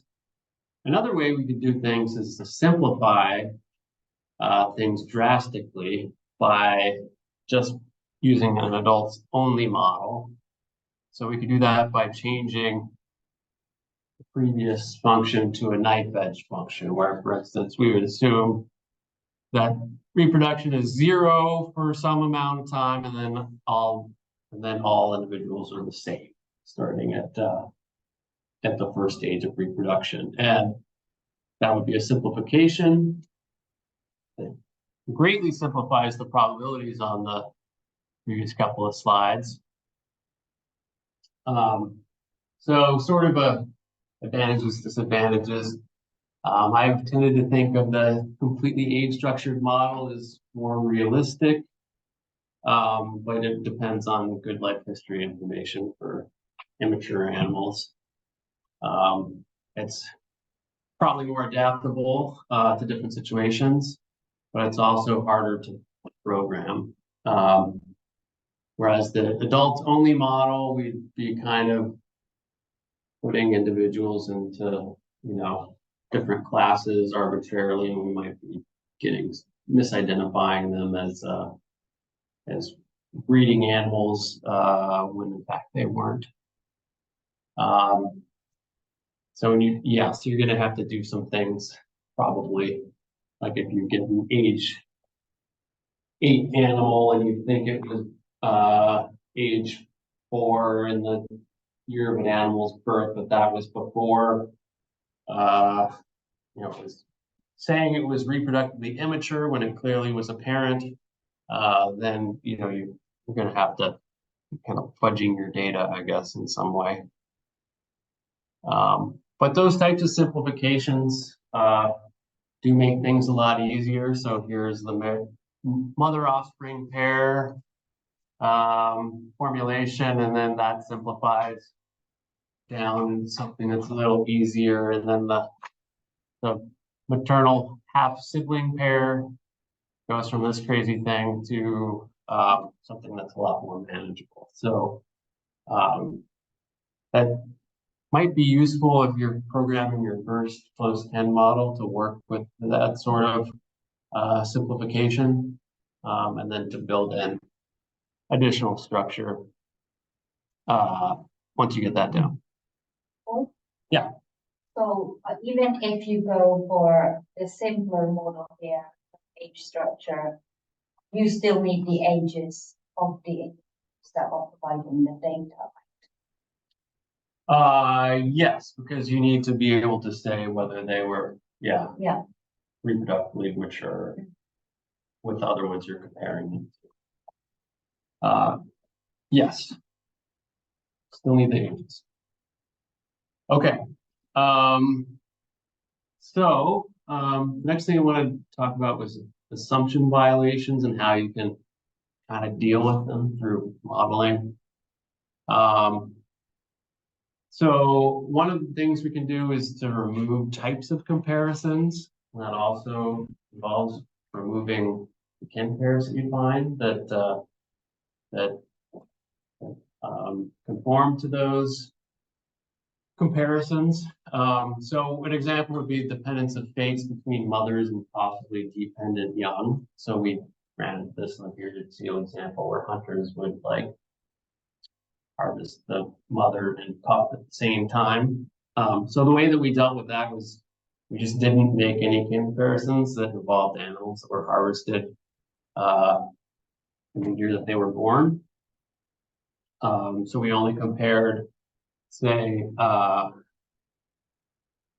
animals that were harvested in age 1 or greater with other animals. So, and then another idea would be to not compare adult females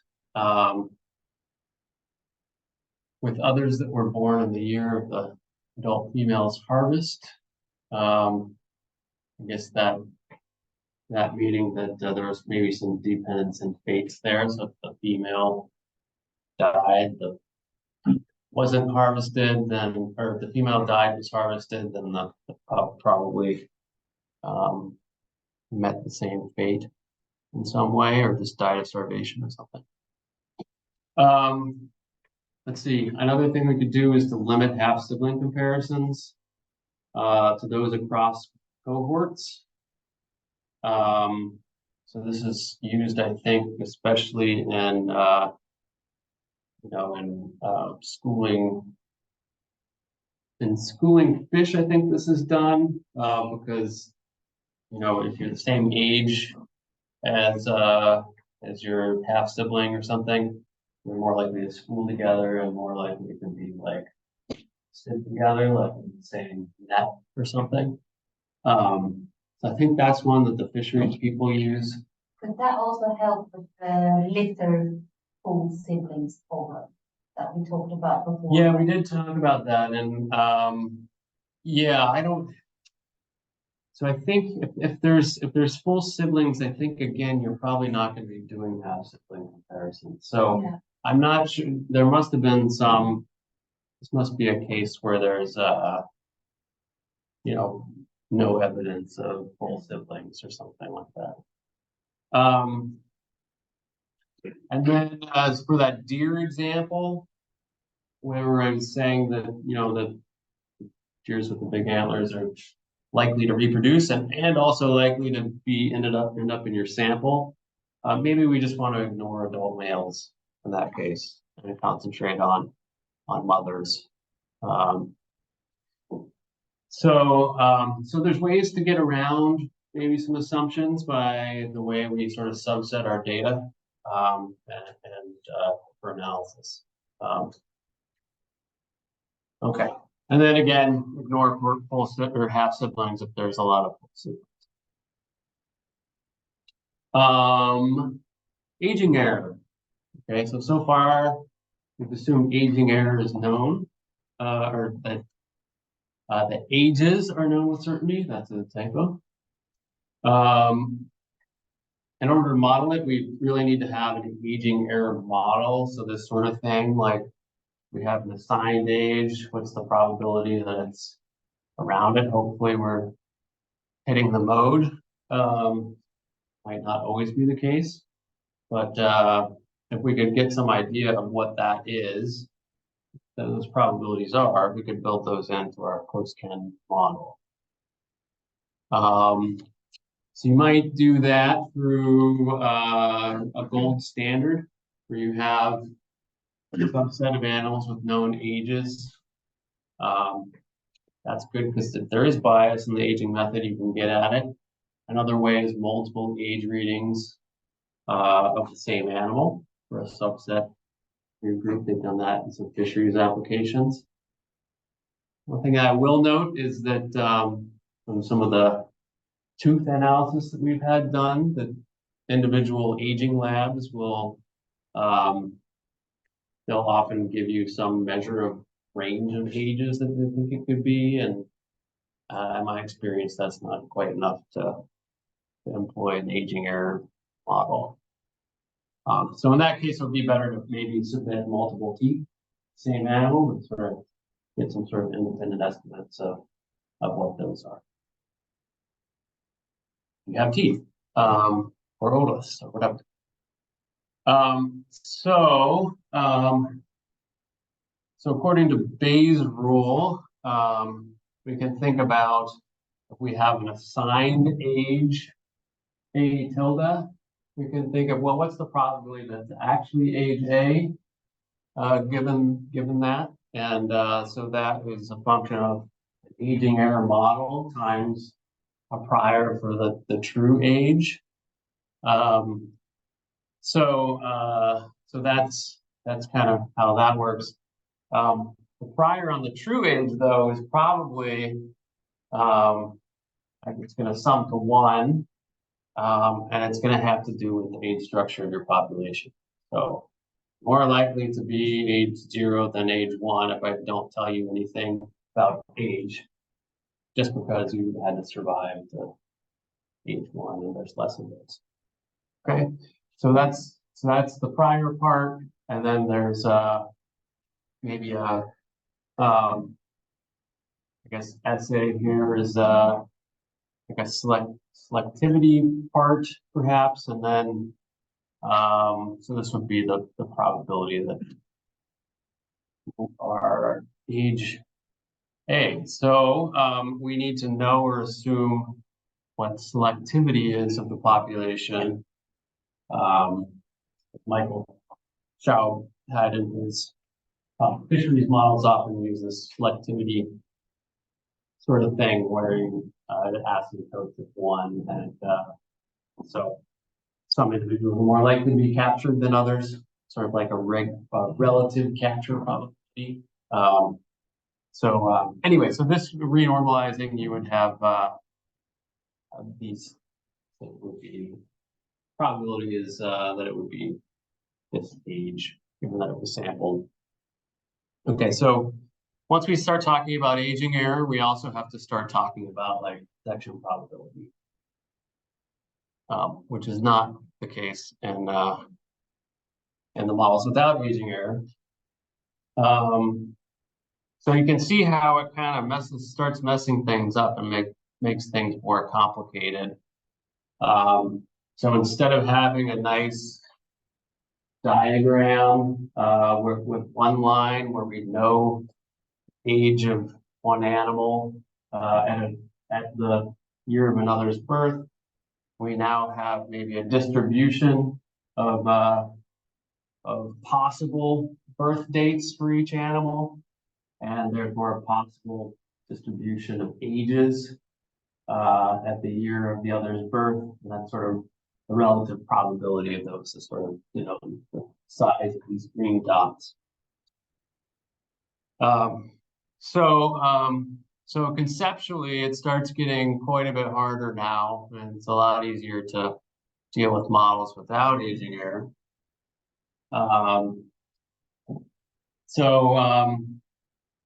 Let's see.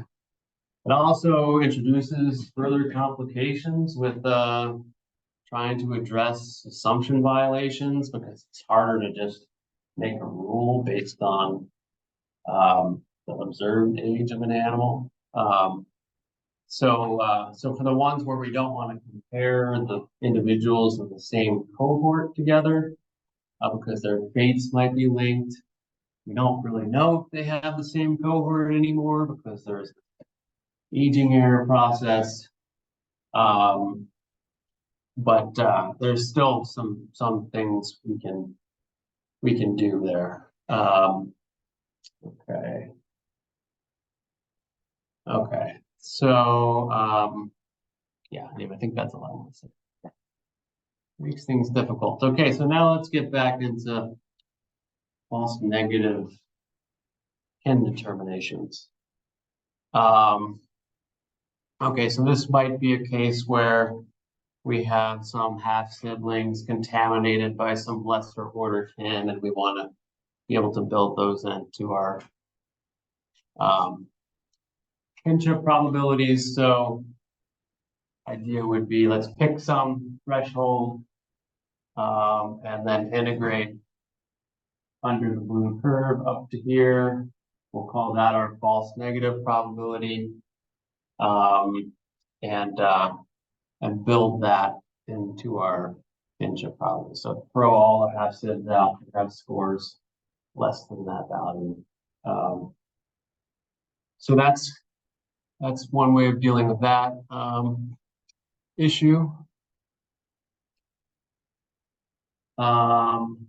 Let's see.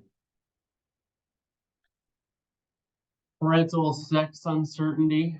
So that depends based on the mitochondrial DNA, like I talked about.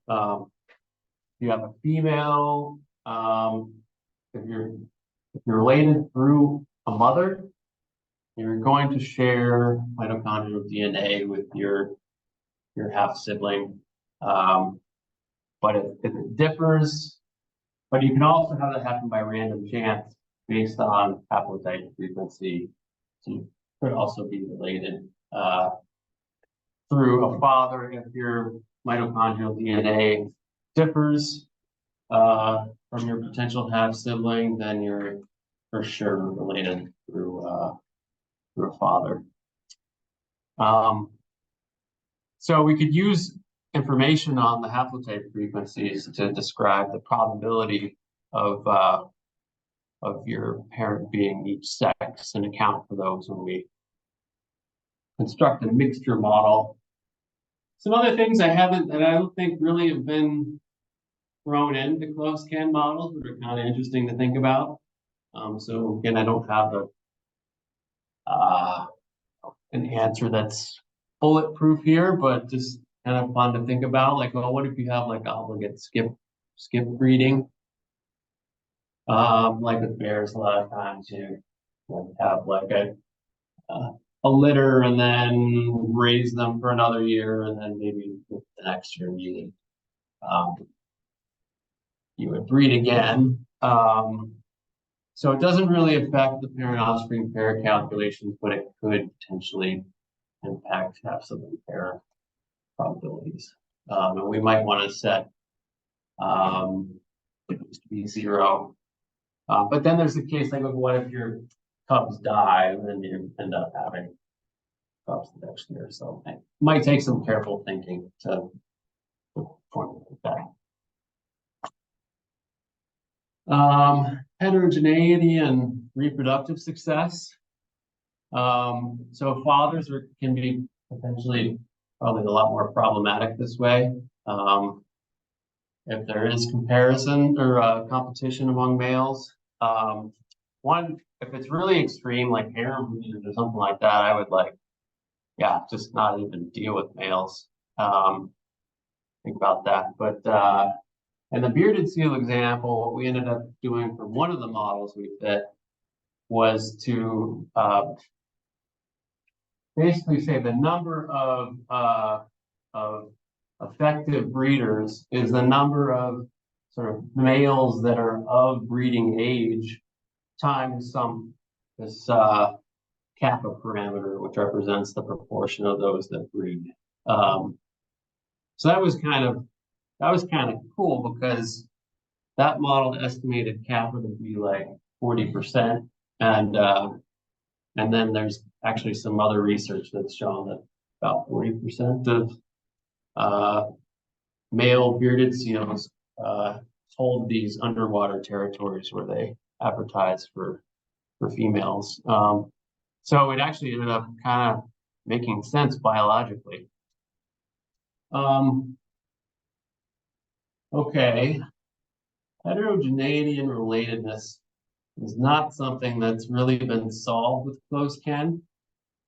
In this case, all of our probabilities depend on expected relative reproductive output.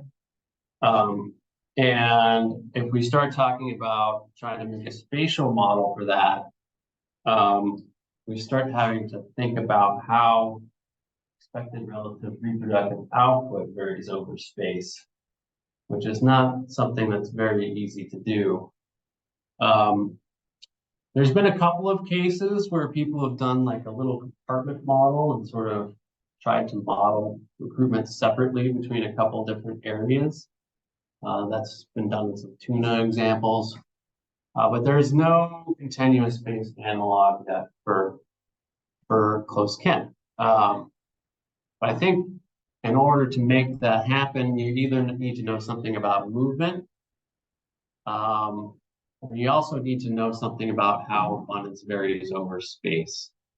So I think if we have sessile animals that are sort of breeding in sort of local areas and stuff, in order to employ closed kin, we're going to have to do something that's more aligned with like a data integration model where we're combining closed kin with other data sources that can tell us something about how movement works and how abundance varies over space.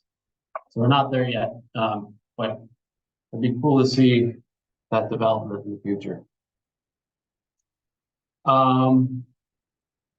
Okay, so I want to go too much into this, but I think I mentioned before that grandparent-grandchild pairs are confounded with half-sibling pairs. So the usual approach would be to restrict comparisons to those with birth dates that are shorter than 2 times the length of sexual maturity. But the other way you can do it is model is a mixture distribution. And so that was sort of like the novel statistical development in our bearded seal work, where we, but it's really ugly because it depends on whether the two you're comparing, well, it depends on their ages, first of all. They have to be old enough, or their birth dates have to be different enough. But it also depends on whether they share mitochondrial DNA or not, just because of the way that that's inherited. So this is one example where what's the probability that they're a grandparent pair and they share mitochondrial DNA. So the point is that we can write it down and model it. Okay, now to everyone's favorite. Well, I should stop there. Does anyone have any questions? Yeah. Yes. We've got kin. You do. What do we actually have at this point? Do we have these log odds, or do we have probabilities? What does our data look like at this point? Right.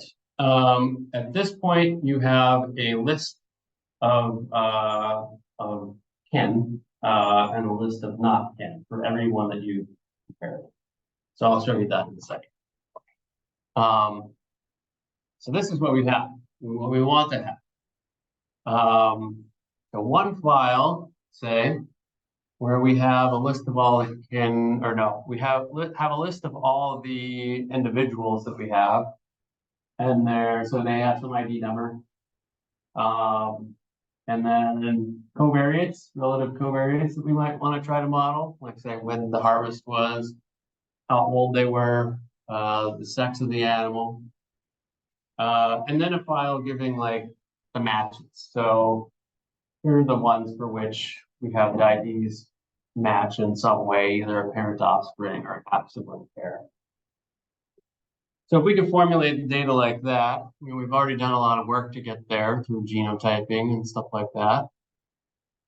The next thing to do is to format it in a way that we can use for analysis. Thought it'd be fun to do a little interlude back to traditional mark-recapture.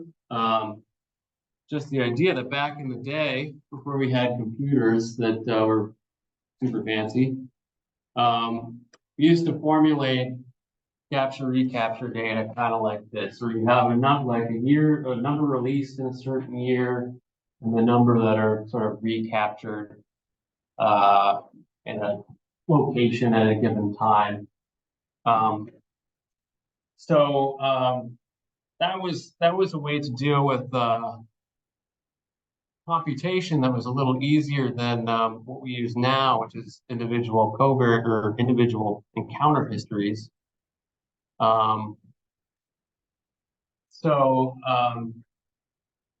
Right now with traditional mark recapture, we instead put in an encounter history, right, with like covariates and stuff like that.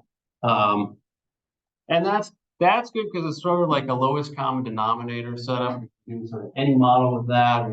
Whereas if you have sufficient statistics, you can only analyze those at that whatever grouping level that you've arranged them.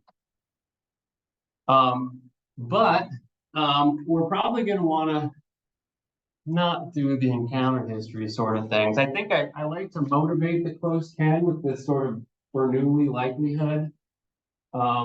Because it's easy to see what you're doing. You're comparing every individual to every other individual. But if we start to think a lot of samples, we have choose 2 comparisons to make, and that grows gigantically. And we probably don't want to be calculating something like 50 million times during every iteration of the optimization routine.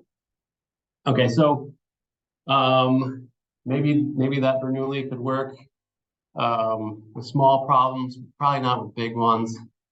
So we're going to have to retreat back into sort of the Brownie et al. Sufficient statistics way of doing things. And so I say that because of that has implications on how we're going to format data. In particular, we're going to group things together that have the same calculation. There's no reason to do same calculation multiple times if we don't have to. So the relevant ones a lot of times are the birth of the older animal, the birth of the younger animal, the birth year, the death year of the older animal, the sex of the potential parent, perhaps, and then maybe something like location of harvest, although we haven't, we're not talking about spatial models here. Sufficient statistic, is that the same as what we call an MFA today? The sufficient statistic is more general than statistics, but it's sort of like the sort of, I guess the sort of maximum level that you can have things and still be able to estimate the parameters that you want. So it's a more general statistical thing. For capture-recapture, with the band recovery models, those MRAs are the sufficient statistics for those types of models. Yeah. Okay, so yeah, so we have instead now, by doing that, instead of kind of going, every possible pair, we're now looping over the possible birth years of the two animals, possible death year, and the sexes, and we're combining our Y's, the Bernoulli indicator, into like a sum over those groups. So we're going to a binomial likelihood instead of a Bernoulli, and that's going to help us computation.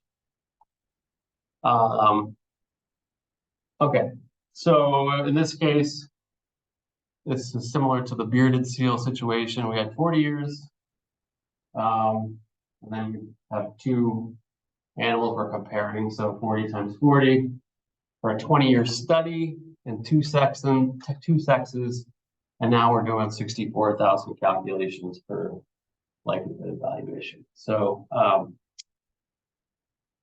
that can be improved upon if we don't have some certain possibilities are impossible for kin pairs, and then some of the sample sizes are 0. So practically speaking, we can get it down further, lower than 64,000. Okay. I also like using exclamation points. Okay. Let's see. So usually in statistics, we optimize likelihood by minimizing the negative log likelihood function of parameters. So that's the approach we're going to take here. And then we might put priors on parameters as well. For simple models, we can just do it in R. For complicated models, I think some level of lower level programming language is what you want, and then auto differentiation can really help with the optimization. So if we're doing this in likelihood field, like TMB is pretty good. In the fall, Eric Anderson had an example where we hooked TMB up to TMB stand. So if you wanted to do sort of Bayesian stuff, you could do it that way. Probably not JAGS. Let's see. So yeah, and then there's a few funny things that these probabilities can get really slow. We're talking about they're really low. You can, as you can imagine, if you're talking about a probability of two animals being a half sieve separated by 10 birth years or something like that. These probabilities can get really slow. So you probably there's some tricks that help prevent numerical underflows, maybe. Mark Robinson a lot of times uses a Poisson approximation for binomial. So that sort of stabilizes things sometimes. And then for models with pops and or parent offspring pairs and half sibling pairs. You can do the typical thing and combine those likelihoods and add the log likelihoods together and have parameters shared between them. So that would be the normal way to do things there. Let's see. Parent offspring pair models can include adult abundance and fecundity at age. Priors can help. And then it's only half sibling pairs that you end up being able to make inference about survival. So adult survival.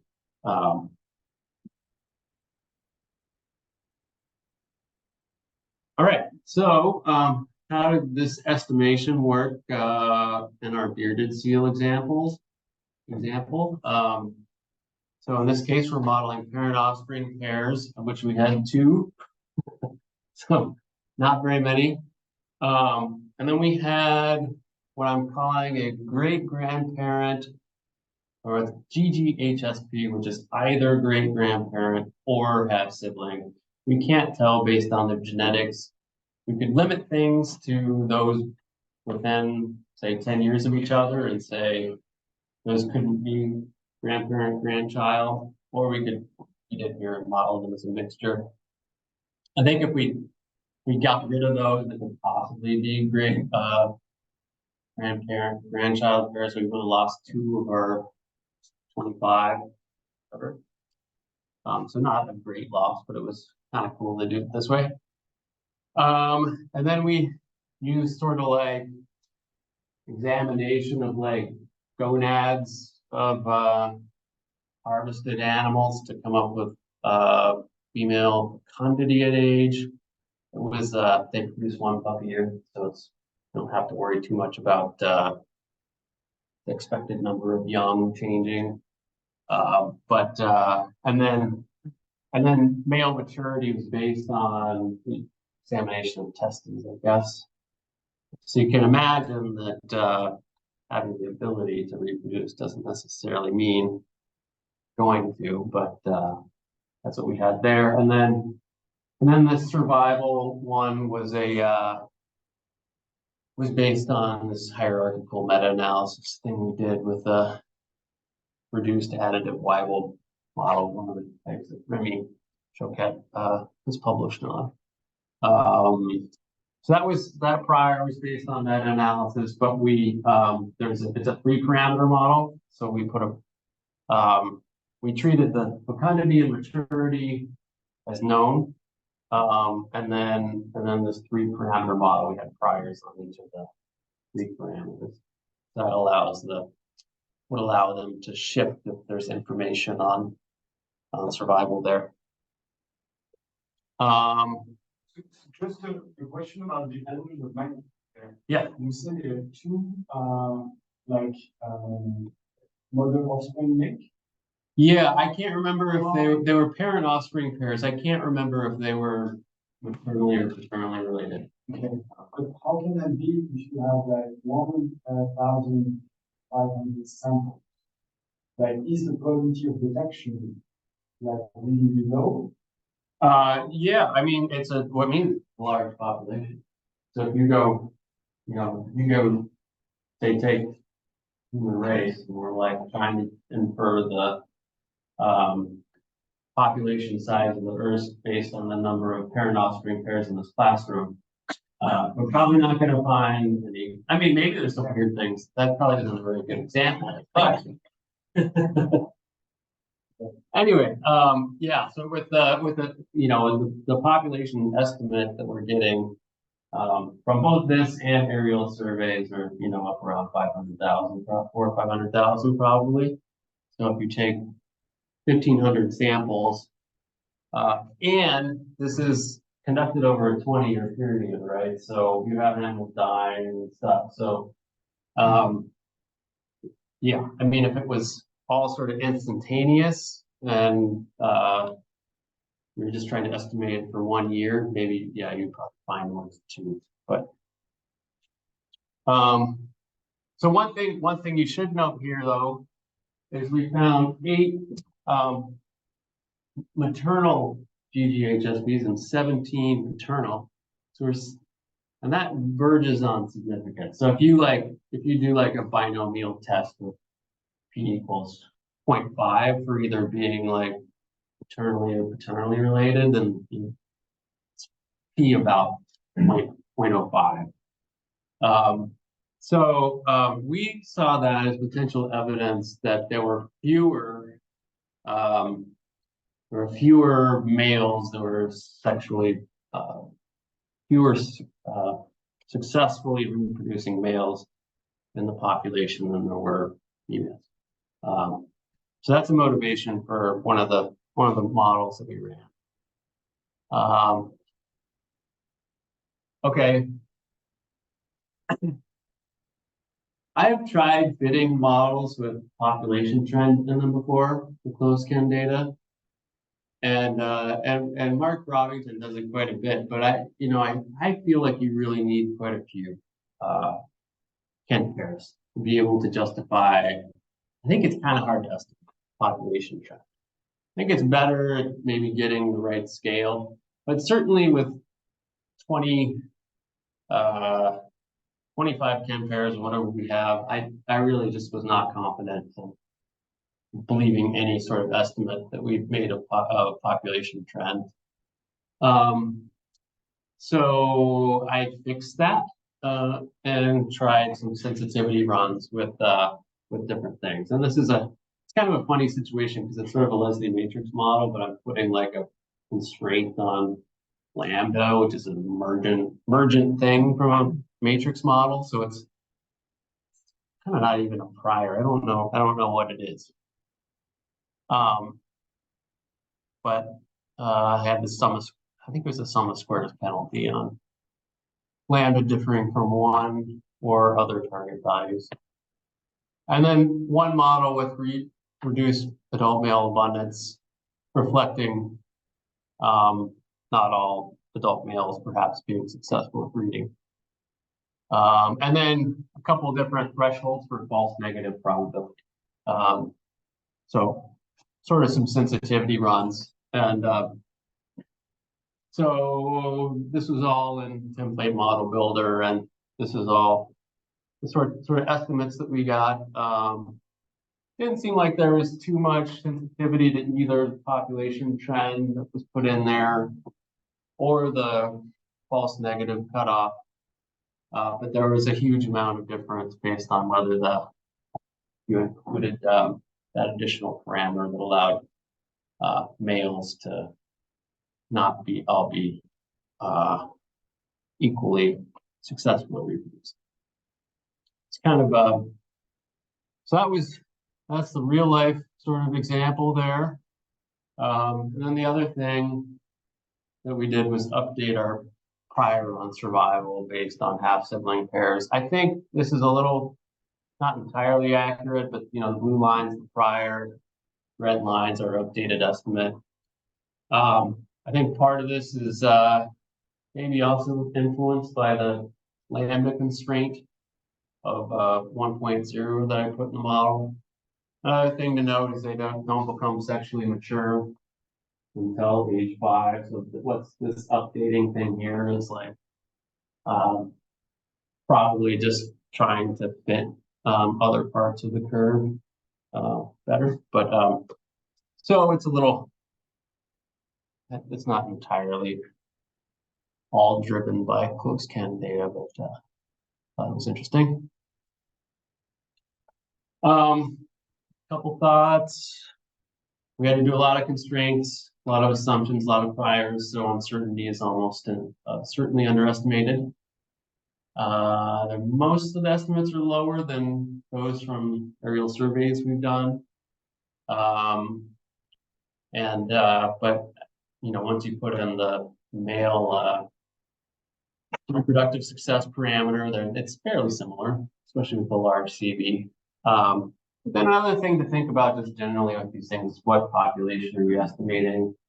These bearded seals are down here for the winter and then migrate up. So they're kind of exposed to capture effort, but there's some seals over here in Russia that, come up and are probably less exposed than than others. So we think you know it's we're kind of covering the population, but it's just a good thing to think about. You know, if there's some sort of refugio where animals are breeding and you're not sampling that area, then you're kind of not investing. Okay. All right, so that's all I had on the statistical estimation side of things for now. Is there any questions before we go to the break? Yeah, I think it's a question I asked you the other day, but I forgot the answer. The male heterogeneity, did you fix then the proportion, the number, I guess, what proportion? Oh, no, that was treated as an estimated parameter. So That's, yeah, it was estimated in the model. And basically you can kind of think of how it was estimated when we had like, now you could run the model with just the females, right? And there's a lot less female half-sibling pairs. And so kind of like the difference between females and the males, which is what that's what you would need to kind of get down. So you're basically not using the male data quite as much. You're kind of using that to estimate this parameter. So that's probably part of the reason why the PV went up so much.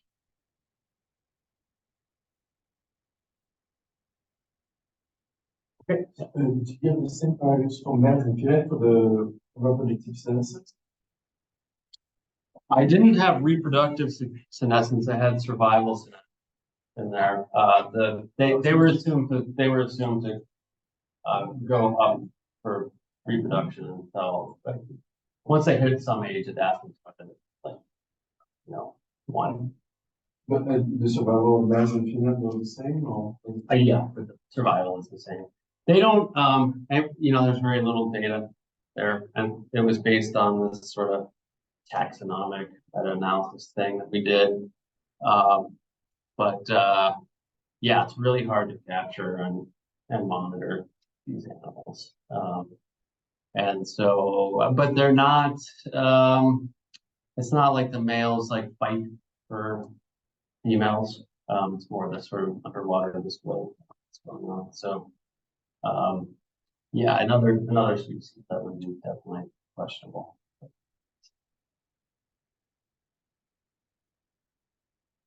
Okay, well, why don't we break for 10 minutes, and then we'll start up then.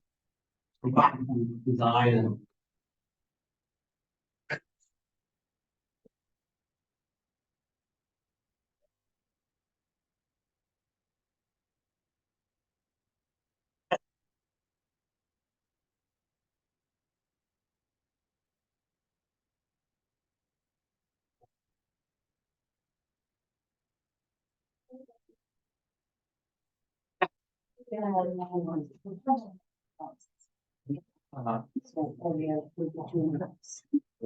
Is that published somewhere? yeah, it's Which one is so it's let's see. Probably just search for my co-author was Euring2023, pretty distinctive name. And just like if you look up posted seal or something like that. Yeah, I don't, it was within ecology, not so much. But it was yeah. Like 5 years ago. Yeah. It might be interesting. It's kind of like, let's take as much data as we can find and do the best we can to come up with drivers for the species. Yeah, exactly. Because I was looking around really hard for the like to see a lot more. Yeah. So yeah, that's useful. Yeah, have a look at the kind of deadline. Yeah. Because in the end, I ended up with like something. So I just have taken some numbers and then I did the old school like table analysis that you're not supposed to do, but just to kind of It's that whole thing the same way. That was fine, and then it was just, okay. That We part have I got. numbers, and I add some ones that you put. Yes. Yes, that's fine. Well, it could be helpful. I mean, I definitely don't agree, so. But then what about the fields in there and stuff, it's like. And now I'm in the dreaded. This dreaded, 3 to 4. Every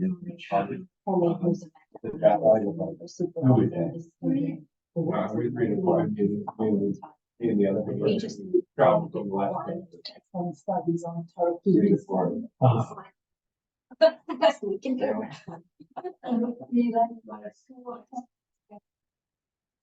It's actually, so there's no built-in detection. It's like, we made it, we start to need that, but we start to like copy and.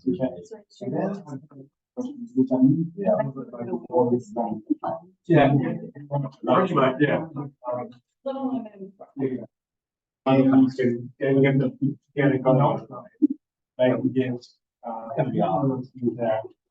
For that 28-hour flight tomorrow is going to be amazing. So, but it's not 28 hours of travel. Scale up. By 200,000. Then you get about.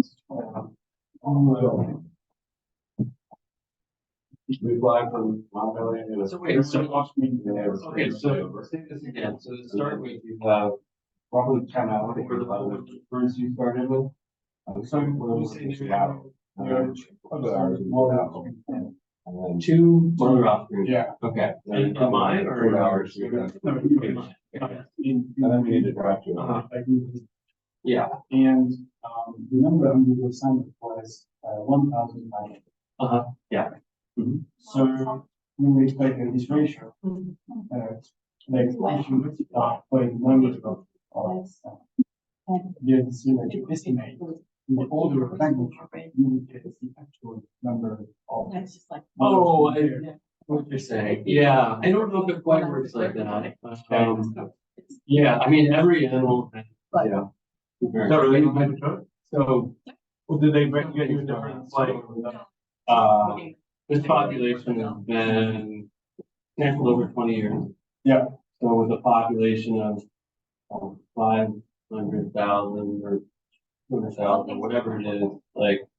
So Yeah. what? You're planning on, that would be fine. Yeah, so we had 5 hours in pair. And so if you imagine that, what's the lifetime? Expected lifetime is probably about 20 years. Oh. Yeah. Wow. So. But I think, I'm not sure it works linear. Like that. Yeah, I mean, that would be, but,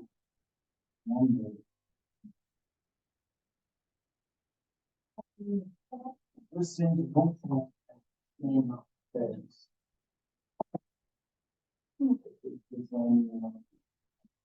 Oh, it is small. That's, yeah, you know. Yeah. I mean, it's hard to, I mean, I could think about it without, yes, stuff, but probably.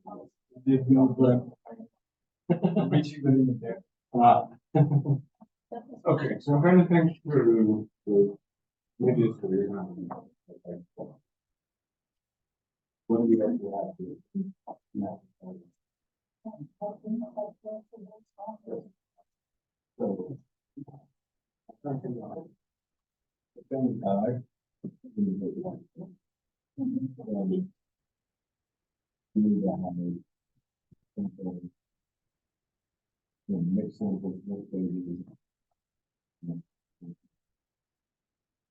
Not necessarily.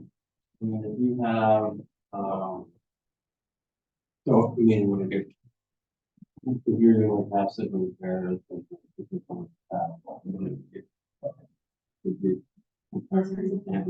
files from 1 year. Even if you were, right. So, I mean, you couldn't you shouldn't compare, sacrifice. But it's the young, it's like opposed to the parent.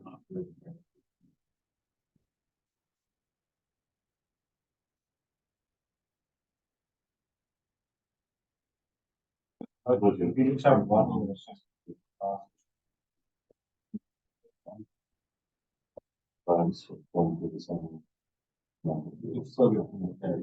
Yeah. Oh, yeah, yeah, you could, right, yeah. Okay. Yeah, exactly. Yeah.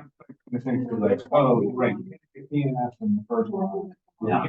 You know, PNS in the first one, you can't get them last, like, I'm trying to like figure that out. And then for this. Yeah. Yeah, I mean, you're not gonna be able to get to like a model, like varying survival or anything like that, but I think, yeah, I mean, I think for fisheries, it's still kind of pretty, you can, like, and then, like, something that's more valuable. So, being able to get it, I think, even if it's just sort of a general sense of what you're doing. Right. Right. Okay, then this, I guess we got another couple of, I think, on slides queued up.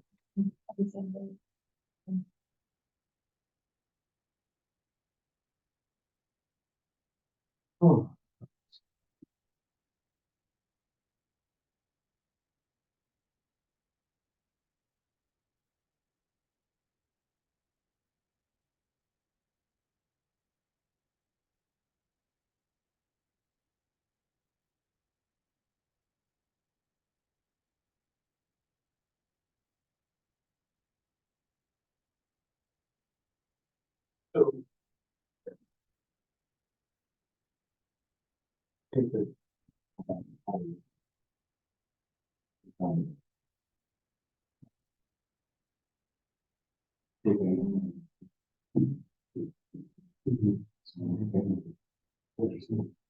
Oh, yeah. There's some are still.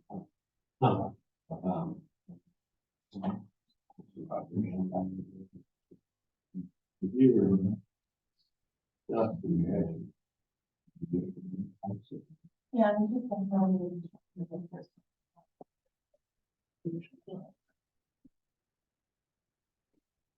Look at it. Parent hospital.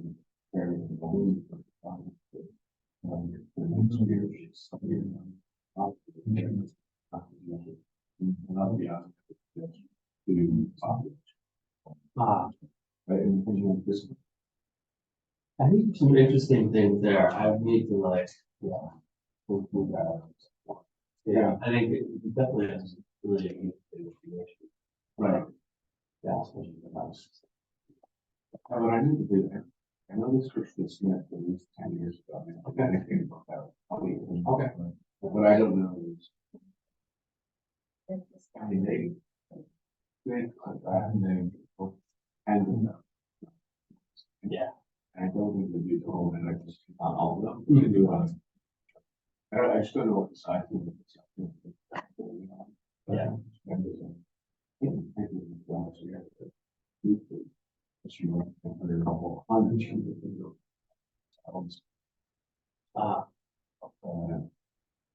Well, we should focus here.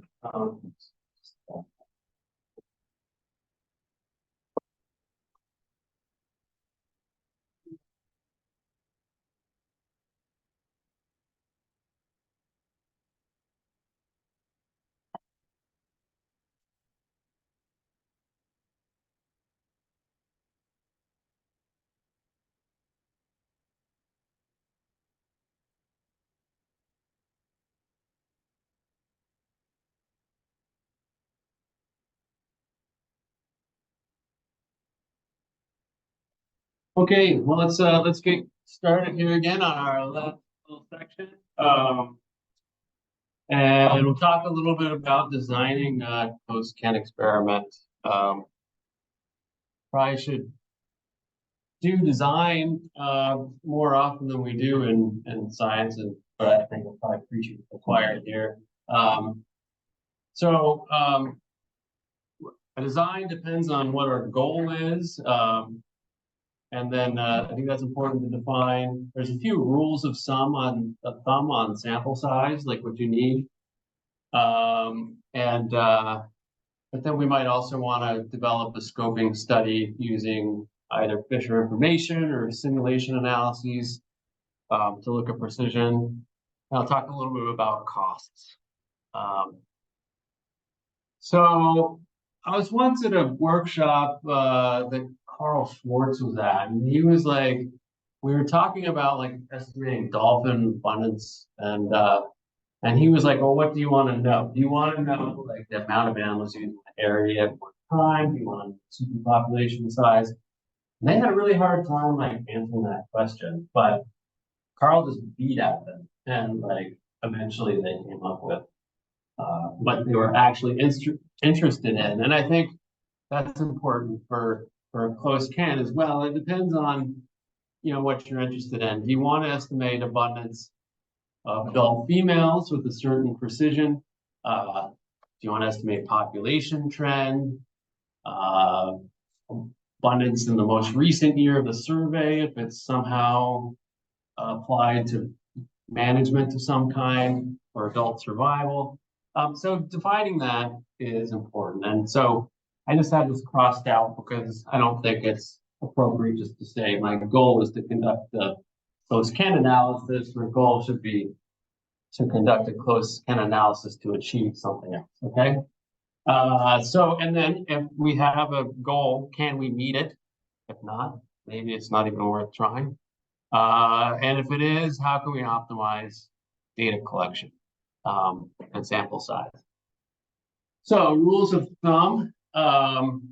So many of these were sort of developed with short-term sort of Lincoln-Peterson analyses in mind. So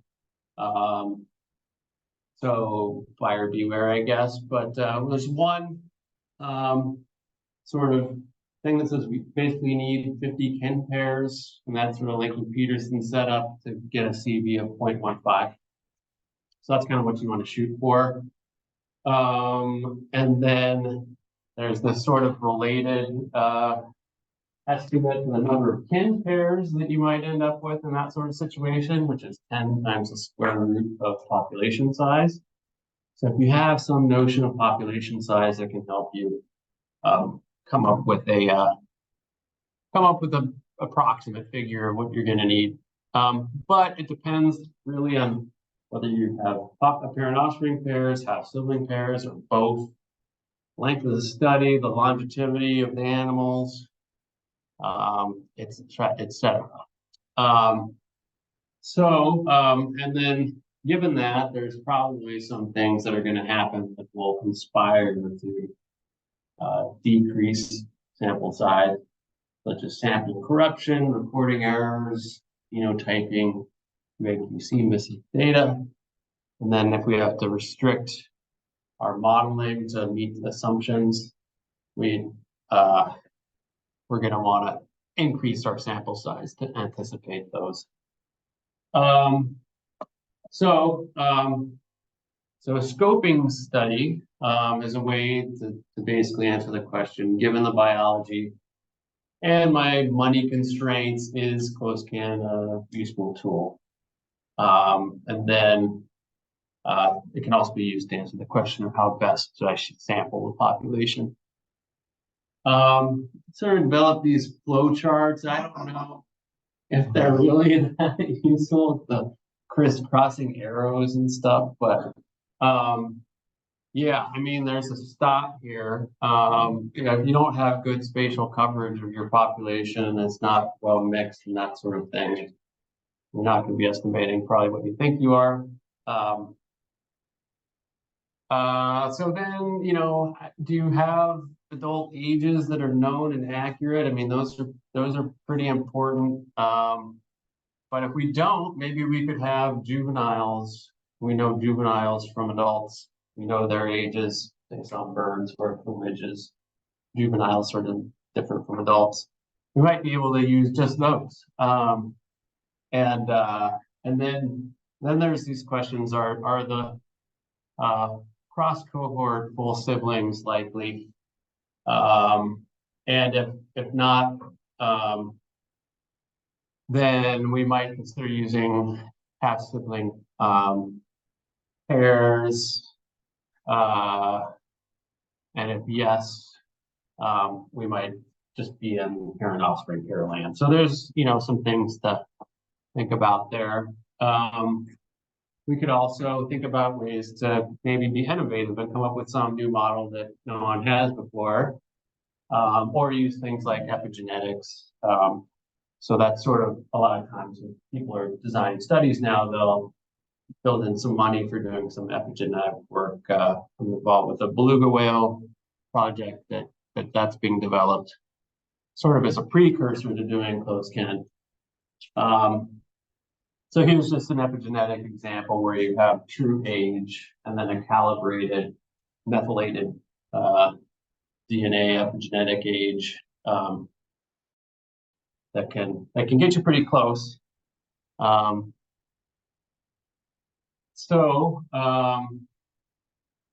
Yeah, and we might think about whether we can use adult males if they're or if there's something like with the deer example where they're not going to be used, and then the type of kin pairs and ages, and ask, well, are we likely to get enough to conduct this, and continue on design. So we have this sort of first pass, right? Like, is it even going to be possible? And then if it looks like it might be, then we can sort of start with a scoping study. And so there we'd want to assemble relevant life history information, decide on an age structured versus adults only model, and sort of Leslie matrix things like pre and post breeding synthesis. Those have really screwed me up in closed kin models. I don't know if anyone else struggles sometimes with those, but they can be vexing. And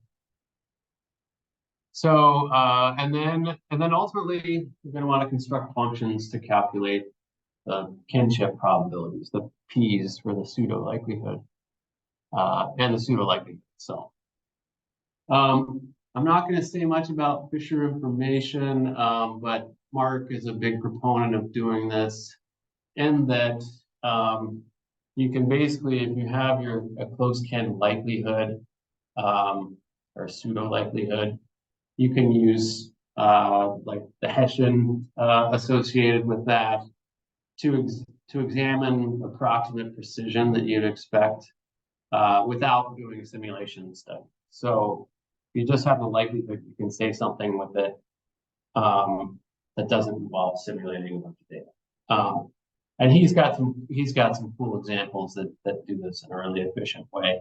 I haven't actually tried this approach, so probably shouldn't say too much more about it. But I just have the slide in there. I've tended to go more with like simulation studies. I think they're also useful for examining assumption violations. I mean, it's one thing if you're like, all my assumptions are met and I get the right precision, but then what happens if you have, there's a better way of being like, well, what if this is the case? How much would that screw me up? So I like using simulation more. And this is often done with an IBM sort of framework, because that's really the only way you can sort of keep track of genealogies and so forth, and determine what the kin relationships are. So that's what I like to do. So the basic flow here would be sort of generate pedigrees through IBMs,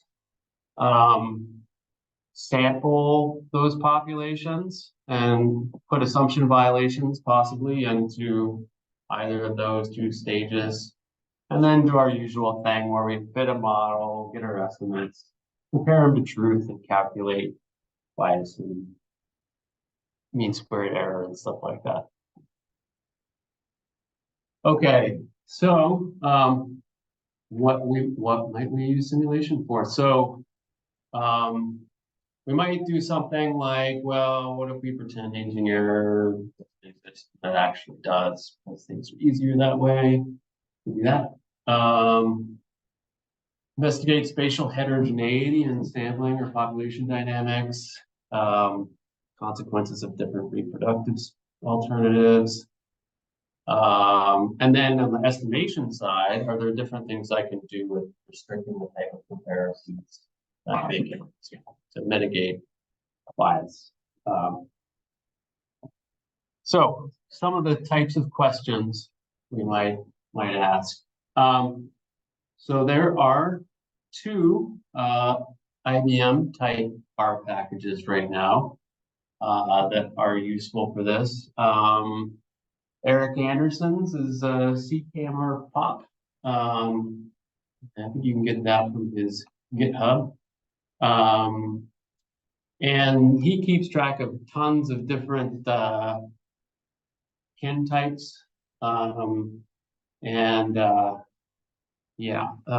It probably is better at keeping track of more kin types. FishStem is another one that's was a postdoc with Mark Robington, and it's maybe a little more flexible in the way that you can order the IBM. Last I checked, the code wasn't super efficient, but I'm sure they've made progress on that.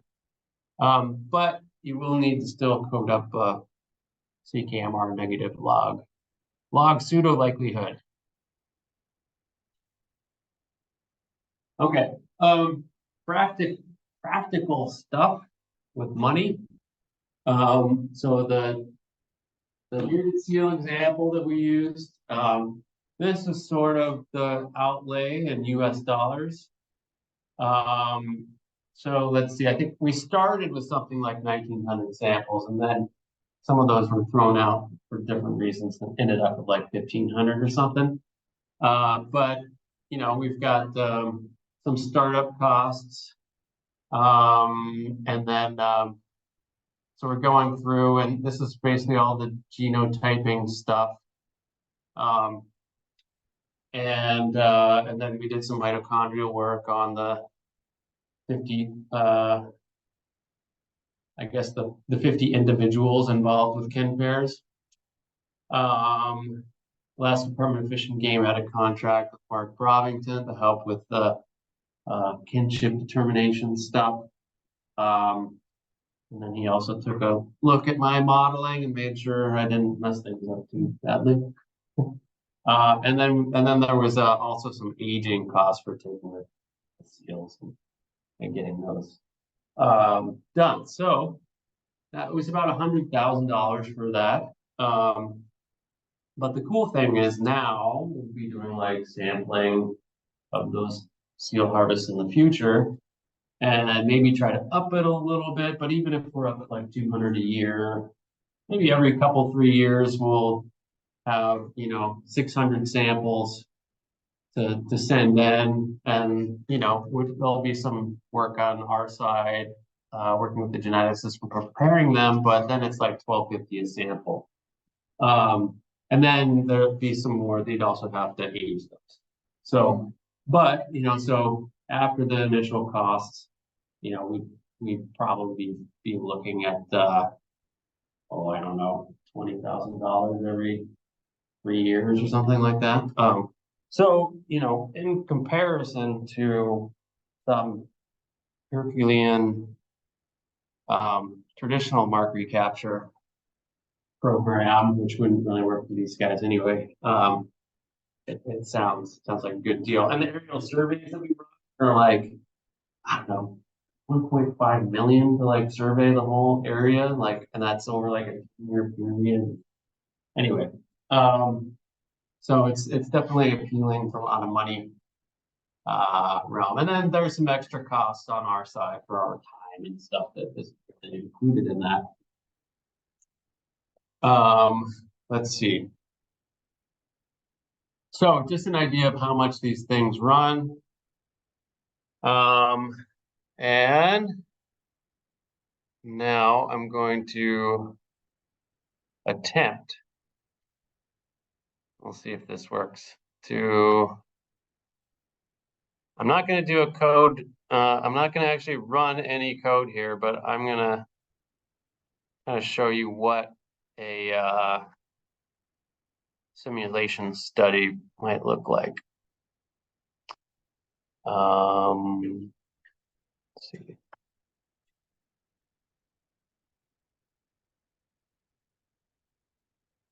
Okay, so this is a small font. So first of all, is there any questions on that last set of slides? It's pretty brief, but okay. All right, so this is basically how I set up a bearded seal simulation study to look at sort of anticipated precision on adult abundance. And there's some other questions we can ask. I'm not going to get into all of those. I'm just going to focus on sort of precision and that sort of thing, as well as sort of show you how some of this works. So, okay, so I use CKMR pop for this particular exercise. And basically used a simple age structured type model. This actually extends further out than just 2 ages. I didn't want to have a lot of bubbles, but I think it and it actually, I'm assuming that fecundity at age kind of asymptotes, so it would be this big complicated thing. But it's basically just an age structured Leslie matrix type thing with a post-breeding census.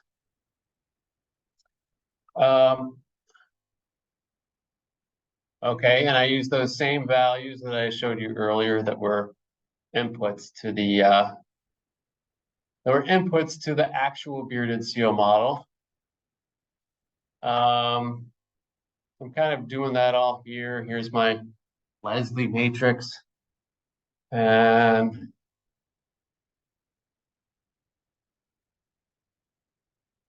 okay. Yeah, and one thing that you do find with these scenarios, especially with CKMR or these simulations, especially with CKMR pop, is you have to go back way in time because at the beginning of time is IBM, you don't have any ancestors. So you want to have ancestors by the time like great grandparents or grandparents by the time the study starts. You have to go like way back in time. And so, and then if you have like a lambda that's like a little off, run like a 100-year simulation, and lambda is like 1.01 or 1.02 or something like that, you're kind of like off into the population size is increasing by a lot. So in this simulation, I kind of adjusted things so I would get a lambda of about 1. So I did some solving of for an eigenvalue and then change things until I was getting basically a constant population. Okay, so yeah, you can install CKMR pop from Eric's GitHub, and let's see. He's got some options here you can set for the IBMs. There's lots and lots of options. I haven't explored everything that you can do here, but you can do like a sex ratio and say how many offspring they'll produce, and you set survival probabilities and stuff. Okay, let's just keep going down here.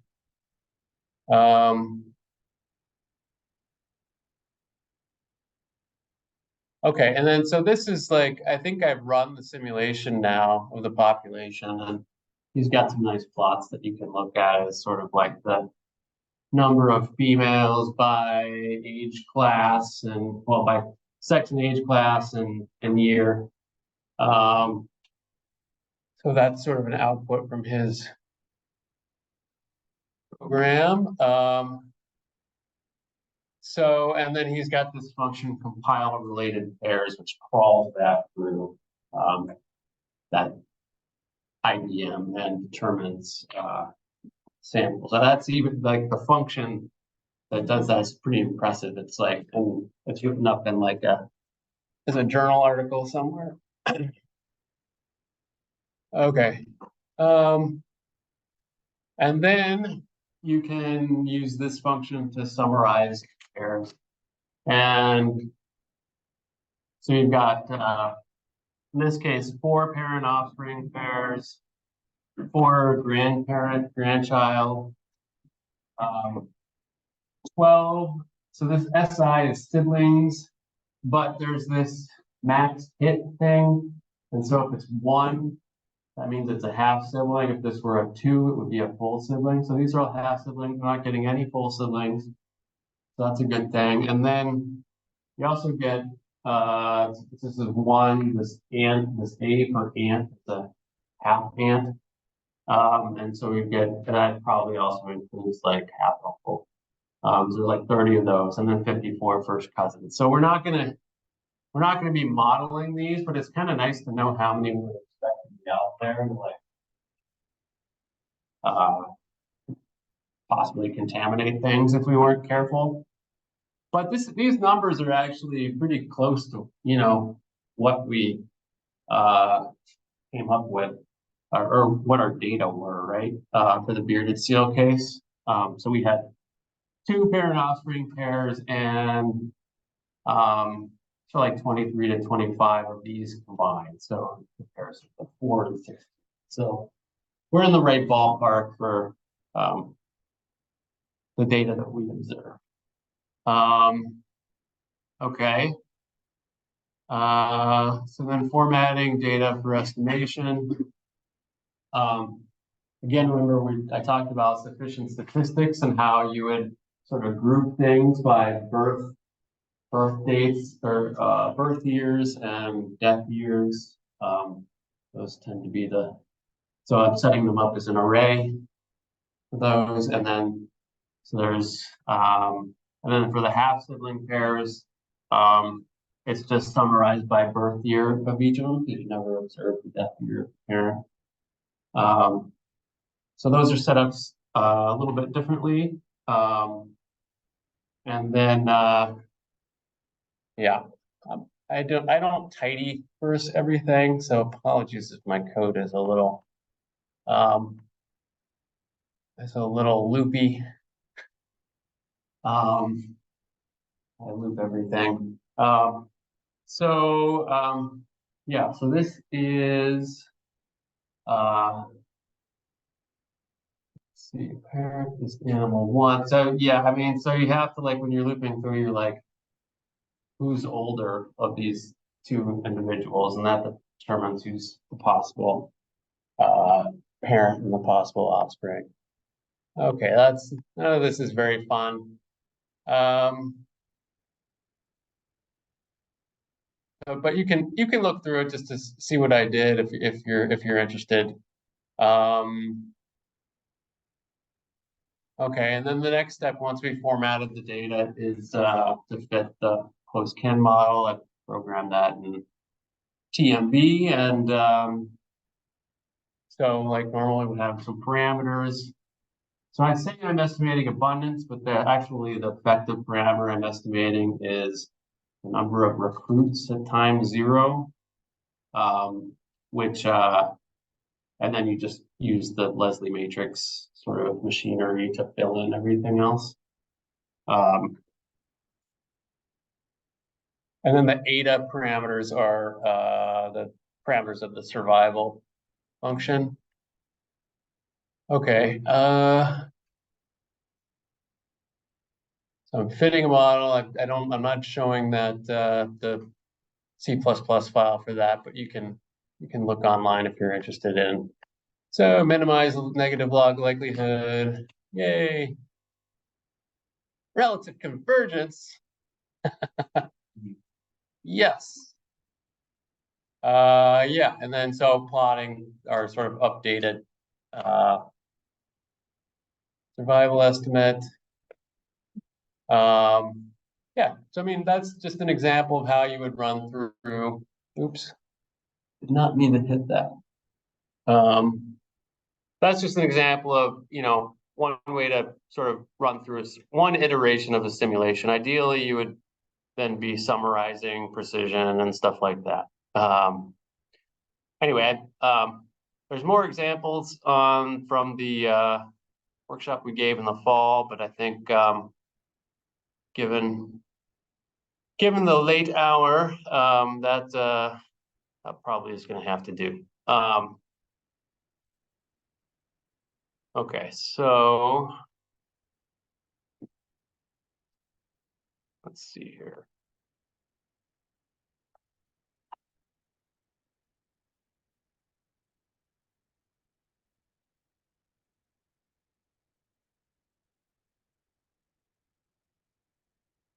Oh no.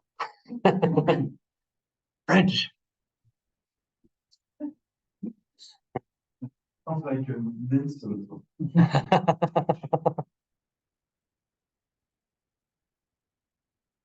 Let's try that. Okay. So do you have any questions on the like little code thing? Yeah. Really related to the code is a matter of identifiability, I guess.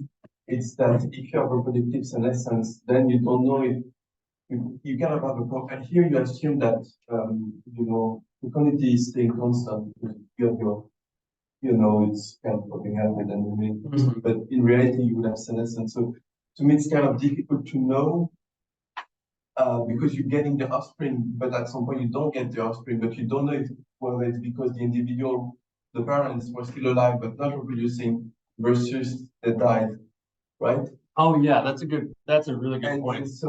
And so yeah, do you have thoughts about how to kind of disentangle this to make I think you'd have to have some extra information. like that's like to actually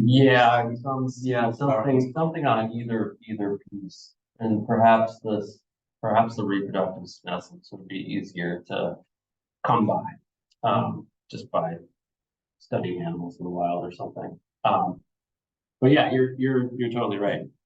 Those would be hard to disentangle. Okay then. So there's lots more fun things you can look at online if you're interested in, but for now I thought might be fun to talk about birds. Just I guess who all here works on birds? Is there okay. A little bit. But I mean I think it's fun to consider these different life histories, right? And what they would entail for close camp. So none of these have any right answers. And I thought it would just be fun to brainstorm a little bit. Okay, so possible challenges with birds. One thing I thought of, which I think has been brought up already, is pair bonding dynamics. What possible problems would pair bonding cause with flying close? And I guess there's a couple of different types, right? There's like these guys, which I think just pair bond for a given season. Is that right? And then in the next season they'll probably mate with someone else, whereas like these guys mate for life. I don't know. I don't know how you get enough data or where you get examples from eagles, but close can. That's probably not what you want to do. Maybe swans. I think swans might pair bond for life. All right, so pair bonding for life. Would you think half siblings would be useful? Probably not. Yeah, probably not because you're gonna. Well, our full siblings too, and you know, you might be able to develop, I don't know, swan. Maybe you could develop like a full sibling, the probability of full siblings. I don't know, but maybe you have to have siblings too. But I mean, I think the issue is that you wouldn't be able to tell the half siblings from full niece sort of thing, and so that would compromise your ability to use those. Could it become like almost like a second order workup process where you have to like focus on the further apart genealogy, right? Because there's always First order. well, so you were talking. No, I have to go back. The full siblings are confounded. No, the half siblings are confounded with the grandfather, grandparent. Yeah, I can handle with them too. But you can usually get rid of those, or you can either model them or you can restrict the comparisons. Well, so because you could, if they were really pair bounded, you couldn't have half siblings, so then you know that all you were learning about was the grandparents and then. Yeah, I don't know. I think you could probably still have half siblings. Like if one pair dies, one dies, well, one with someone else. But yeah, just some interesting, and you know, I don't know if anyone's come up with a closed can formulation for what those probabilities would look like for full siblings. But maybe for swans or something that could be done. So I guess yeah, the point there is there's a lot of work to be done in this field, and no one has all the answers yet, which makes it fun.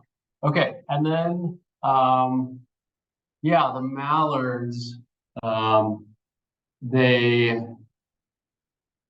pair for, say, a season, and let's say they don't pair with the same individual the next season.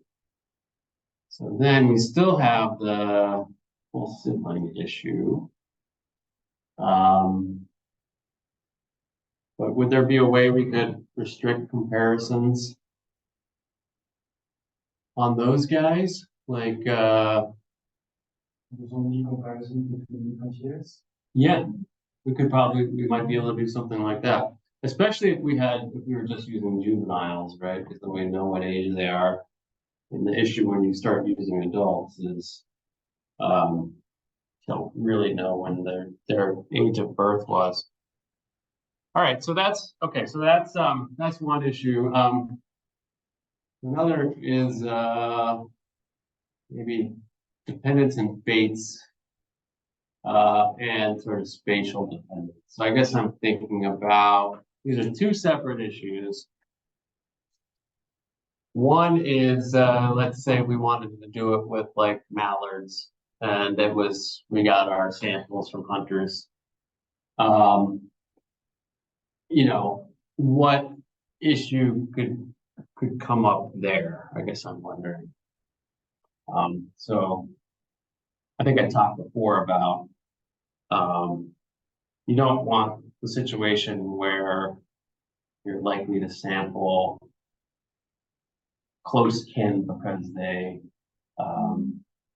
well, so I guess what I'm thinking of this in this case is, I don't even know the biology entirely, but are flocks like that travel together more related than other flocks?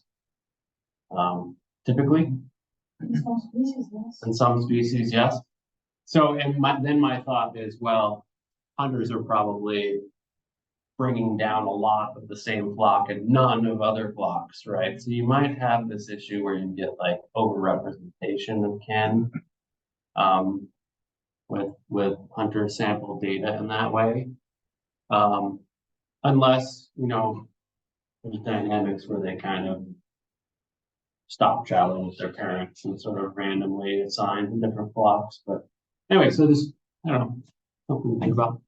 I think there's also, like I work on some grouse species where at one point in the season you have the juveniles, but they're quite big, but they're still kind of stick with each other and with the mother, and then when the hunters go and they flush the whole book, if they're more than one really good, they'll just right, take exactly. one after the other. Yeah.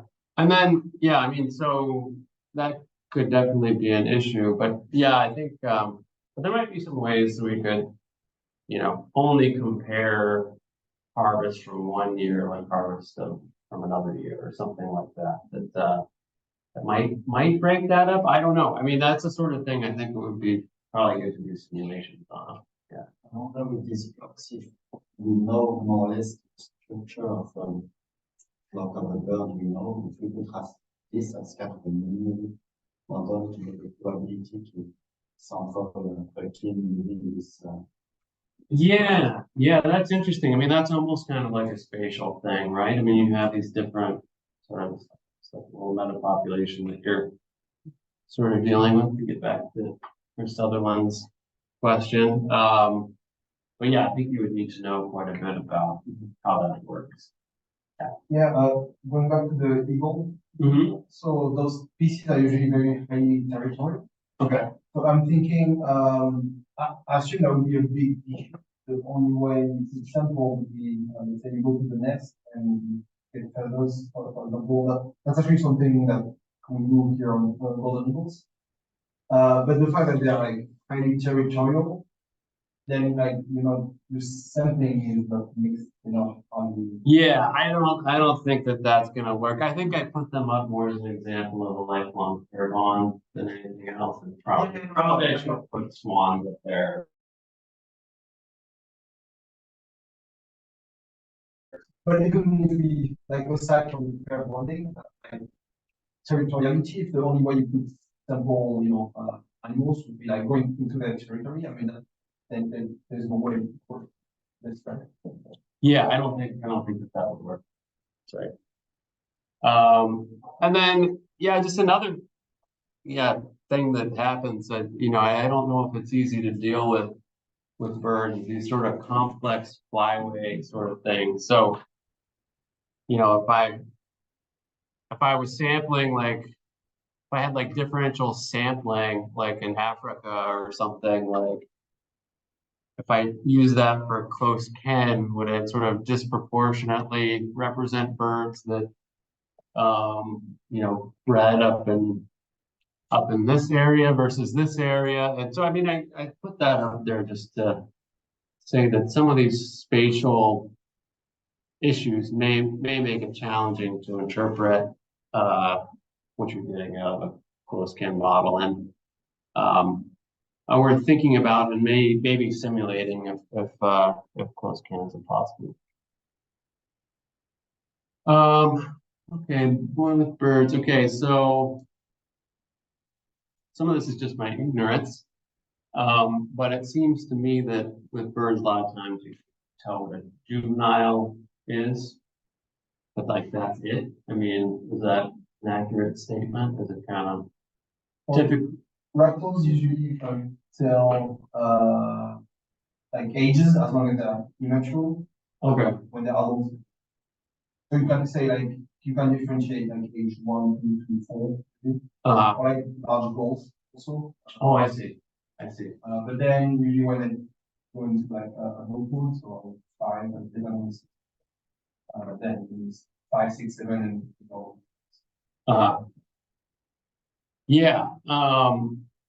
So I guess the point is we're probably not going to have great ages for adults. Like maybe I don't know how epigenetics works for birds.